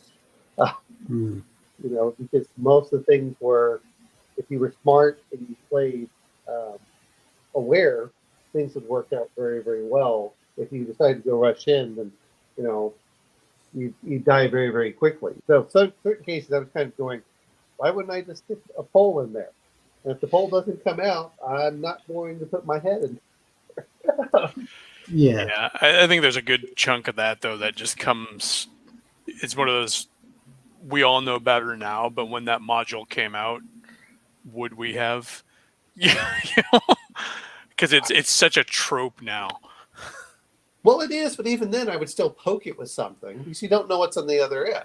And see Yeah, what I mean, happens. I'd at least be worried that there's like scorpions or a spider or a fireball's going to come out of there. I mean, Well, part of me it's a big goes, open mouth at the end of a hallway, right?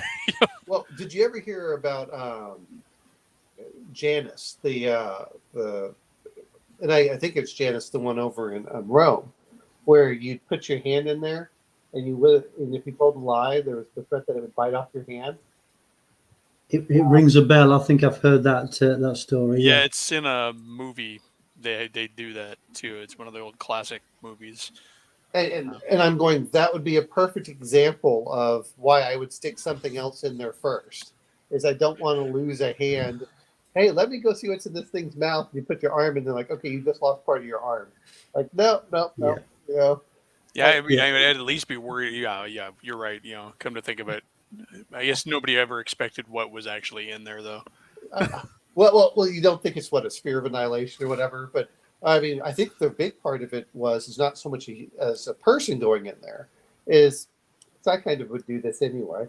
Here, let me take my sword, which is your +3 or +4 sword, and let me put part of it in there, and all of a sudden it comes back. You're like, I only have half my +4. Yeah, I'd almost bet that was the intent when he put it there. He probably didn't expect that anybody would be crawling into it, but they definitely might poke their blade in there or something like that. And you're right. Suddenly your +5 Holy Avenger is toast. Or your Is it a 2.5 now or not? Staff of the Magi is now a Wand of the Magi. Yes. I normally play fairly cautiously. I've never played Tomb of Horrors, but everything you hear about it is in a similar vein. So I think I would be super cautious. So I'm quite a cautious player anyway, until it comes to the point where you're kind of committed to a combat, or you're in a bind, and then I like the whole group to attack at the same time. I also remember, the part of the reason I like playing fighters in 1E was they had enough hit points to survive things. Yeah. You're depending on how your DM allows you to roll. Even if you're assuming a magic user at 5th level, you have 15 hit points, and so you're going just about anything kills you. Yeah. So I that's why I was just curious on what your experiences were so far. And is this your first time playing first edition, or?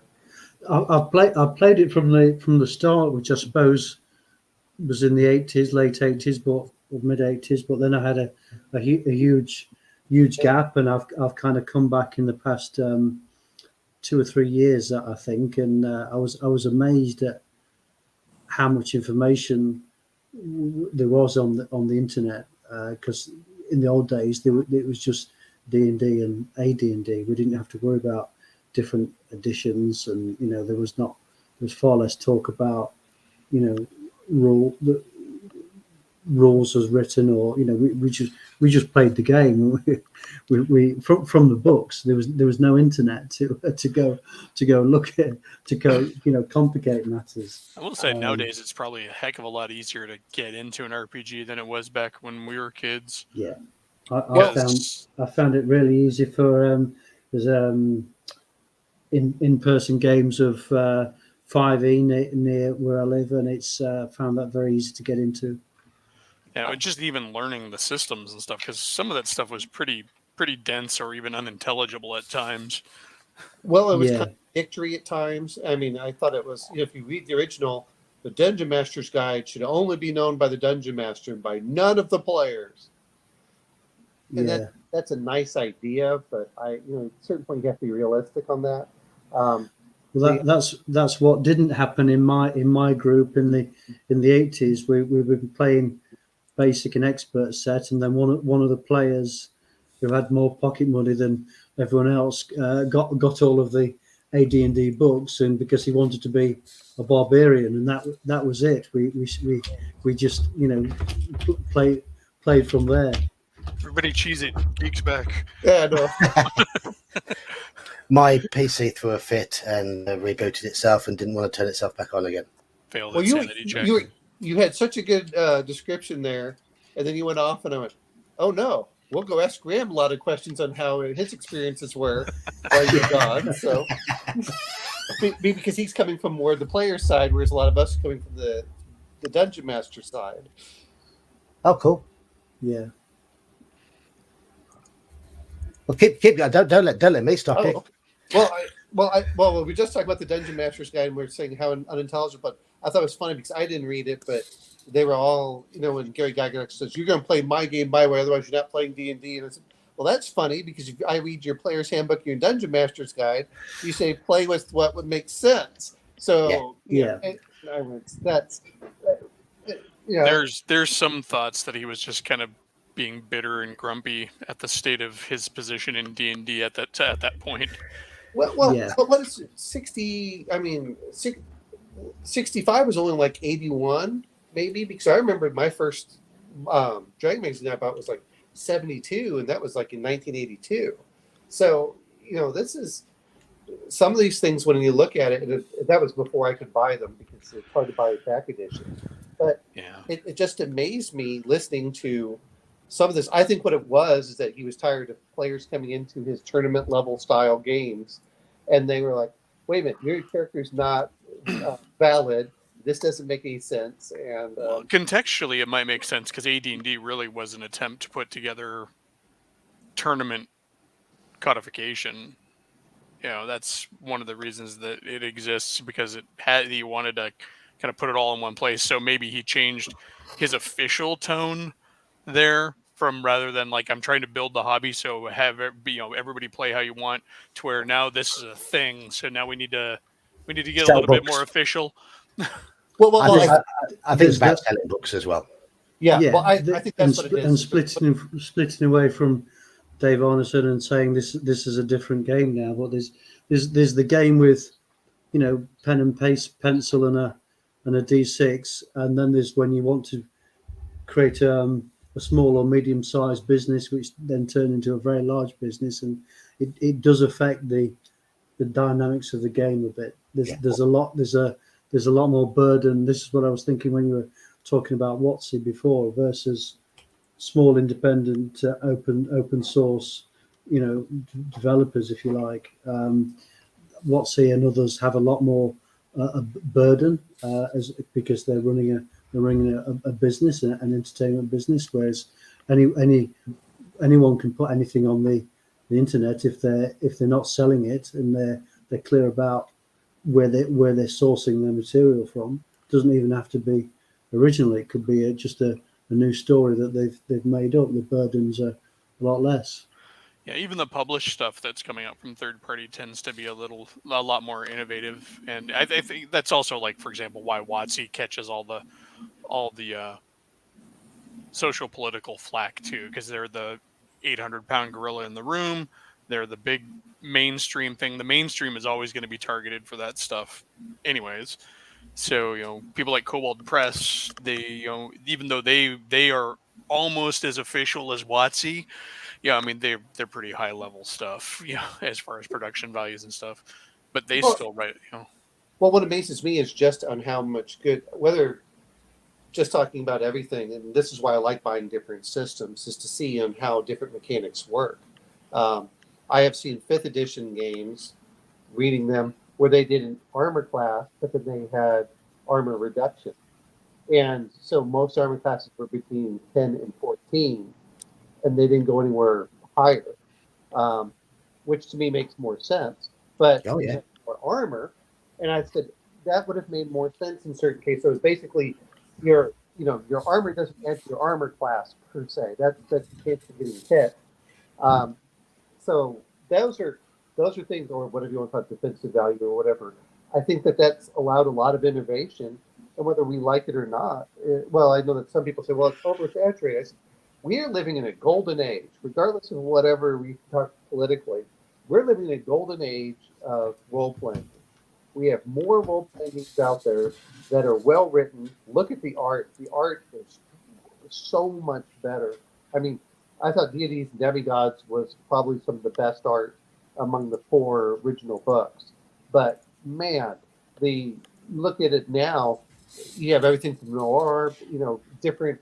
You have an impressionist style, and then, which I'm probably getting wrong anyway, but like Symbaroum has one. It doesn't have the super realistic faces. The problem I think I had with WotC growing up is I went for the classical Greek, Roman, Egyptian mythology, and that's what I wanted to see from my characters with the Ray Harryhausen style monsters, and they're going more towards the kiddish anime monsters. Even when you look at Spelljammer, I'm going. I feel that the art is overproduced in most modern products, and pretty bland for the most part. it is lacking a lot of character in a lot of places. And Spelljammer is its own thing. So, I mean, again, trying to rate Spelljammer against everything else. I mean, Spelljammer is supposed to be crazy, and it always was, even in second edition. So, no, I'm saying if you're looking at the art, it doesn't matter what edition it's starting. It's becoming more and more that way. I mean, even when you start looking at the monster manuals, the Beholder in first edition is hilarious compared to, well, it was always hilarious. yeah, but that was also drawn by some 15-year-old down the block. But I mean, but it looks like a styrofoam ball that you could put the little pipe cleaners in, and that was your Beholder, and then you draw a little eye. But go look at the one on, what is it, the Player's Handbook, or is it the monster? Anyway, the one where they have the big giant. I mean, that's a truly terrifying monster. And I said, oh, okay, and that's the way I would like to see my monsters in there. But then I'm just saying, when you look at it, the art has become more cartoonish. Traveler to me has bad art for the most part. It's over. It's not awe-inspiring. Like we saw, what is his name, John Berkey? Maybe I'm getting it wrong. Or Boris Vallejo, for when he has some of the stuff. Is you go like, oh, I can be part of that world. The Frank Frazetta. Again, Boris Vallejo, some of those Conan. I think Conan with Braun. The neoclassicist or classics, whatever it is. That's some of my favorite art out at the moment. That's excellent. That tells me exactly everything I need to know. And when you say Reign of Terror, I'm like, okay, there's French, and I expect, and just because the head is so dominant, I expect it to be cut off. Although it does make me think of Vigo from Ghostbusters 2. Exactly. It is. I think those are, but not every game has that. But I like the fact that we have this whole wide variety of games where we have Alien, which is a complete, you want a head that's cut off. There's yeah. Well, gee, yeah, that is excellent. That is something that should be in Ravenloft. That kind of art, and I think it was somewhat in the second edition. I don't know about the fifth now. Maybe you can tell us, Elfie. I mean, I've seen bits of the fifth edition Ravenloft, and I think it's a pale shadow of what Ravenloft used to be. In terms of how they've presented it, and in terms of how they suggest running it, is the complete opposite of how I want a horror game to run at the table. I mean, I wanted that dark, and even if WotC had gone over and said for mature players or something like that. Yeah, it's too much risk in that, though. They're not going to. Well, I don't think that there's that much risk if you warn everyone. It's funny you can say that, but I think that if you said, hey, this is, because what is the average age of most of the players? Even when you look at it, most of them are in their 20s for 20s and early 30s for 5e. And you get a few younger ones, but considering that I was, as a kid, I had to explain the breast on Aphrodite in deities and demigods, which is hilarious because when you're growing up in Germany, you can go to any of the art museums and see all the naked statues anyway. I had a hippie mom. I didn't have to explain anything. Well, my parents didn't care, but boy, when I had to bring in John Carter of Mars, reading those books with some of those risque covers, and I brought those to school, the male teachers knew what I was reading. The parents were the ones like, how can you be allowed to read that? It's classic.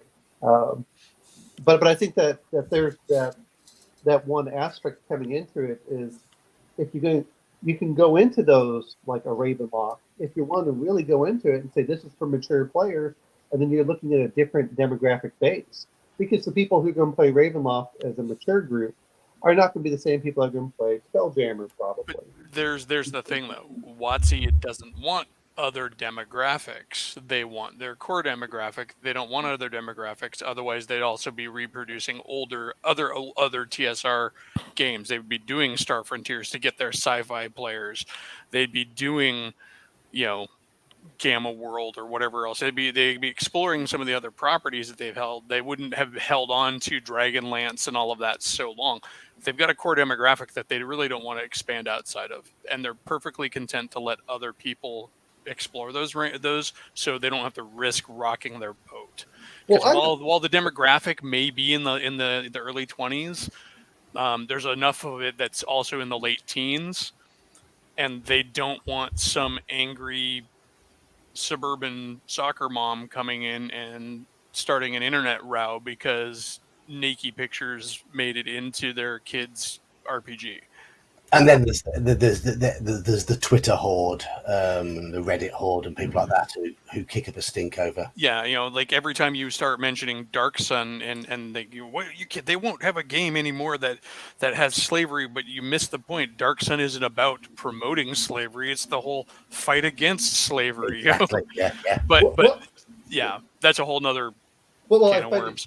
it interesting because I'm not saying with all the companies but sometimes the other part that is, if anyone remembers the old World of Darkness, they had their Black Dog publishing for their darker stuff, even though it's the exact same company. But their starting point was already a much darker position.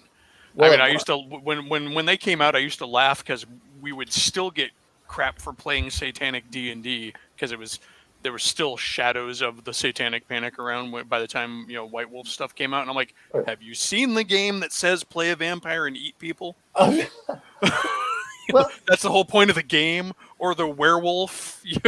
Well, werewolf was pretty bad. Well, the nice thing about werewolf was actually their game that they designed to market to the D&D crowd. It was and I understood why it came in there. The problem was that the combat system in there was bad. But what I'm trying to say for some of these is, but you're right. What I've heard from someone, I don't know where I read it. He said he was trying to license it. And they said, yeah, we'd love to license it, but they don't know what to do with the property. I'm like, let someone else license it under that. You have the control over what can be in there, but like Star Frontiers is about as milk toast as you can get. And there's a relatively large fan body for a game that's been dead since basically it came out. I thought it did pretty well once Nighthawks came out, and then it kind of died after that one. Well, it died because they. I don't know if there's a story there. I don't know if you know about it, but Lorraine Williams killed everything except D&D. Well, no, she killed Star Frontiers because she had acquired the Buck Rogers license, yes. And so she torpedoed Star Frontiers to make Buck Rogers, and then Buck Rogers sank. Well, she torpedoed Boot Hill, Top Secret, Gamma World. I mean, she killed everything except D&D, by my understanding. But I think although at that point TSR was a shell anyways. So. well, this was in the '87, so we're talking at the beginning of the second edition. So it was really coming into. I'll be honest. Things were already coming apart at TSR by second edition. well, a little bit later they were, but my understanding is that it was actually making. Well, Gygax was being pushed out, so he left, but you still had Zeb Cook in there. But the one thing I thought was interesting was, I guess it was 1989 or 90. My mother was getting her master's degree, and she was supposed to contact a company about marketing or something. And so she decided to contact TSR, and she decided to contact Orida Potatoes. Those were her two things for her company. TSR gave her every promotional material, not any of the games, but I have never seen anything so lavish in my life. It was the books coming in showing what was going to be available, what they had existing. I mean, the full promotional marketing books. I guess they gave the distributors. They gave to my mom. And those were the favorite. And all she did was she wrote letters saying, "I'm trying to do this report. Could you do this? My son plays me." Like, oh wow! So that was during the second edition era. But there were great things that came out of it. But there's the whole idea with slavery and all these being triggered. And I'm going, even when you play Conan, there's slavery, but the goal is not to be the slave, and if you're the righteous person, is to break people out of slavery, not to put people in slavery. Isn't that one of the great heroic tropes to cut the shackles of the innocent people? It's honestly one of the things that bugged me the most about the Conan Exiles RPG, computer RPG. I actually have it and play it. Is the only way to gain followers in there is to actually take slaves. You have to go beat them up, take them back, and break them on your wheel of pain to make a thrall out of them. And I'm like, in this day and age, that's the way you decided to go, and it's the only way in the game. And Conan is so anti-slavery himself as a character. And I even, when I first got into it, I was really involved in communicating with the devs. I'm like, can you give us other ways to recruit thralls? I actually feel kind of dirty having to go around and beat people up and then take them, um, and then break them. We've got other mechanisms. Can I bribe them? Can I feed and house them? We've got altars. Can I hire them? Well, Can I that's the hire thing. Yeah, can I hire them? Oh, the other thing is we've got altars to various gods in the game. Can I convert them? Can I do something other than have to drag them back by their hair, attach them to the wheel of pain, and then feed them gruel as they serve me? Well, speaking of that is, and this is what I like in the Book of Skelos for Conan, is they have the mesmer talents Hello. that you can get for sorcery. So you can play equivalent of the Thulsa Doom in the Thulsa Doom's actually I believe under Kroll, but the Thulsa Doom in the movie where he comes over and it's like, "Come, my child, you can play that guy," and you can mesmerize a whole crowd. Where they'll follow you, and I said, "This is awesome." That's what I love about that. Is the fact they give you the ability. I'll be right back, guys. And but yeah. Oh, okay. So the Isle Sitaf expansion, we're now rescue prisoners. Okay. Yeah. But I agree with you. Those are the tropes that are coming out. That's what you want. You want I don't know. Whenever I'm playing, I want to play as a heroic, and I want the players to be heroic, or morally ambiguous. Maybe I don't want them to play evil. I've often thought about running an evil campaign and seeing exactly what would happen, but I've never got around to it. And you're right in the sense that, yeah, morally ambiguous through to heroic is fine as a sort of it's what drives the game forward most of the time. Doing good deeds, becoming heroes. The story, the journey to become a hero is the essence of most of the games. Well, yeah, that's what I was talking about with Wicked Ones. You actually play the monsters, and so you're going to, and the art kind of allows you to do the like I said, but you can make it cartoonish. You're the cartoonish, super villain. You can play like an ogre or a dragon or something else that's in there, and you all get together and you're terrorizing everyone around. You're going to go, well, we're going to go raid this village. We're going to take a bunch of people, but it's meant to be tongue in cheek. You're not playing that to be serious. They have an adventuring party coming in, and you may or may not survive every time that they attack your lair. And I said, well, that's kind of cool. And over time, this is the one thing about Blades of the Dark I kind of like is, or those systems, is they have a bunch of different factions. And as you do things, they can go up or down with those factions as far as your faction rating.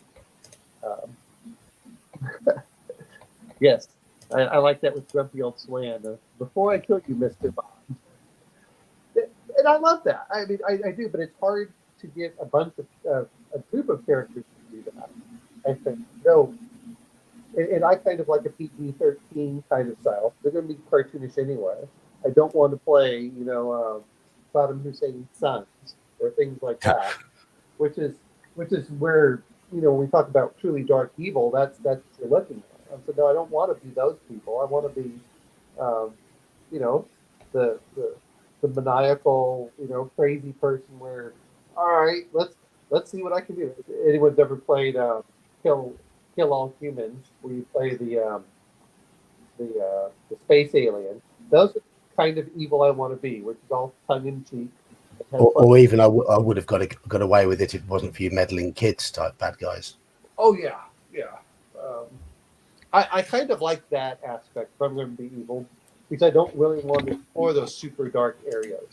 Some people do, but I'm not one of them. I reserve that for Call of Cthulhu games. That is the outlet for the dark, and I'm as far as I'm concerned, I'm the one to provide the darkness. There's the person running the game. Yes. I Overlord. Yeah, exactly. I'm reading Grumpy Old Slan there. Well, actually, to be fair, even they had a moral bent a lot of times. If you start looking at them, looking at Mage's musings, you look at you. Some do, some don't. Some it does. Certainly, the later ones where they became more story based did, but the early ones were much more sandboxy. There was, yes, I mean, with Against the Giants, things like that, you were still saving people, but you could do it in all manner of ways. Well, I'm looking at B1. Keep on the Borderlands. The assumption is that the people there were still somewhat decent, and you're going out. Yeah. I mean, that was kind of the bent. Otherwise, why are you out there? That's the whole idea with the Borderlands, isn't it? Yeah, you try and clear land for it, and you can say, okay, we're going to be the good characters. Yeah, it was okay. I'm going to kill all the orcs. All right, but it was more colonizers. Yeah. Well. Yeah. Well, but the whole thing is the orcs were not. They were going to attack you anyway. So it's like either you're going to take them out or they were going to take you out. It's not like you don't have. It's not like elves and dwarves, which are both good races, where they have the border clash. Orcs are like, we're going to come in whether you like it or not. You're like, well, okay, we're going to push out. Yeah, but those early modules love to throw those orcish children and those goblin whelps in your way, didn't they? Make you have to worry about your morality.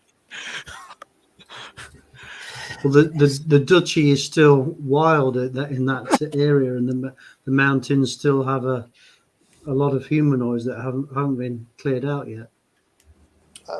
But most of those had them. Even then, when you read what is it, B2, what you're going there, there's still a moral bent. There's somewhat of a moral bent in there. It's not necessarily. Anyway, it is coming up towards 12:30 here, so I am going to have to call it in a few minutes. So, anything anyone wants to cover before I have to go? Quick question: of all the systems you have played, what is your favorite one for creating characters? Creating characters. It's not D&D.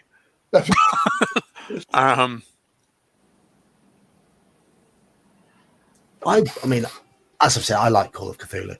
I really like the way Call of Cthulhu does it. I like the way you've got the choice of going for, you can play with the intelligence risk.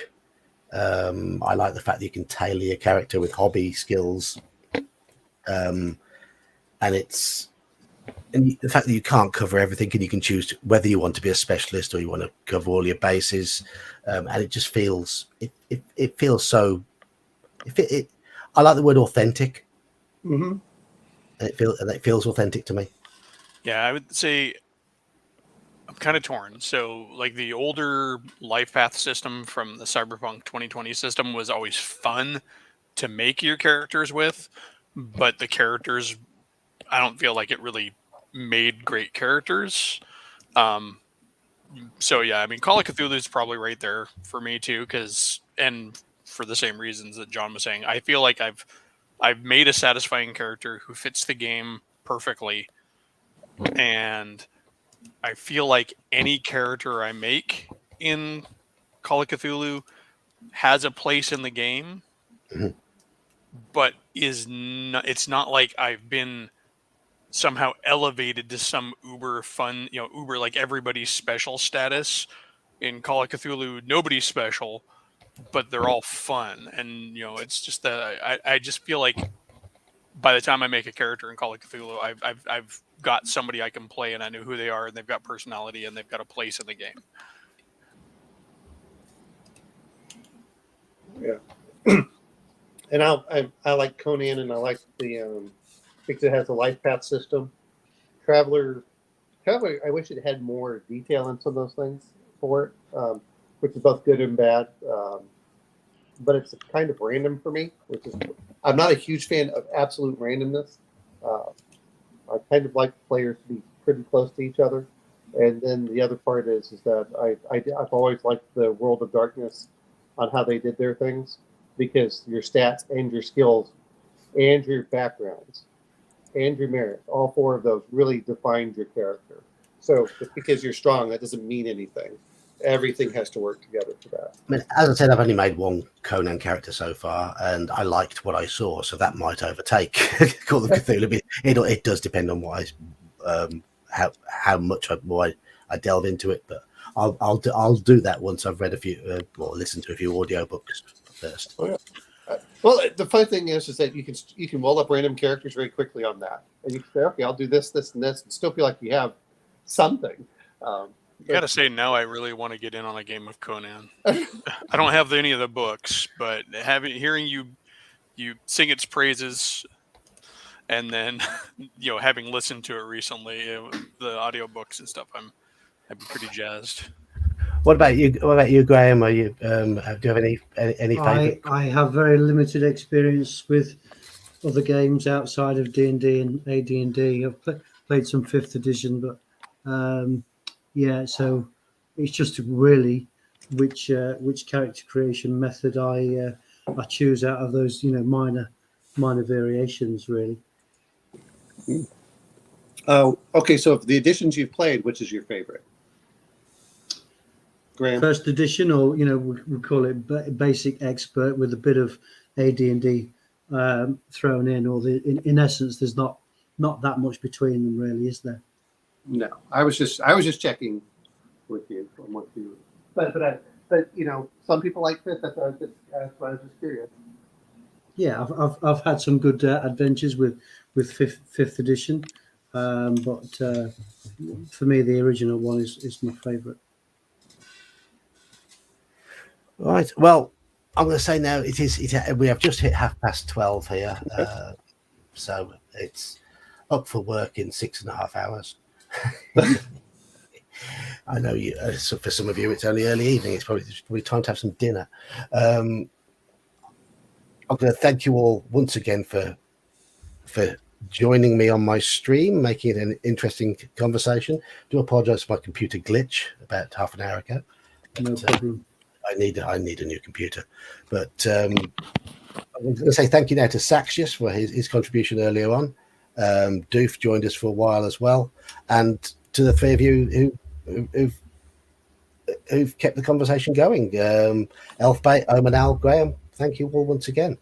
All right, you all have a good night. Thank you, John, and thank you all. And thank you, chat, for having your usual chatter. I'm going to end it now, but I guess we'll see you all in a week's time.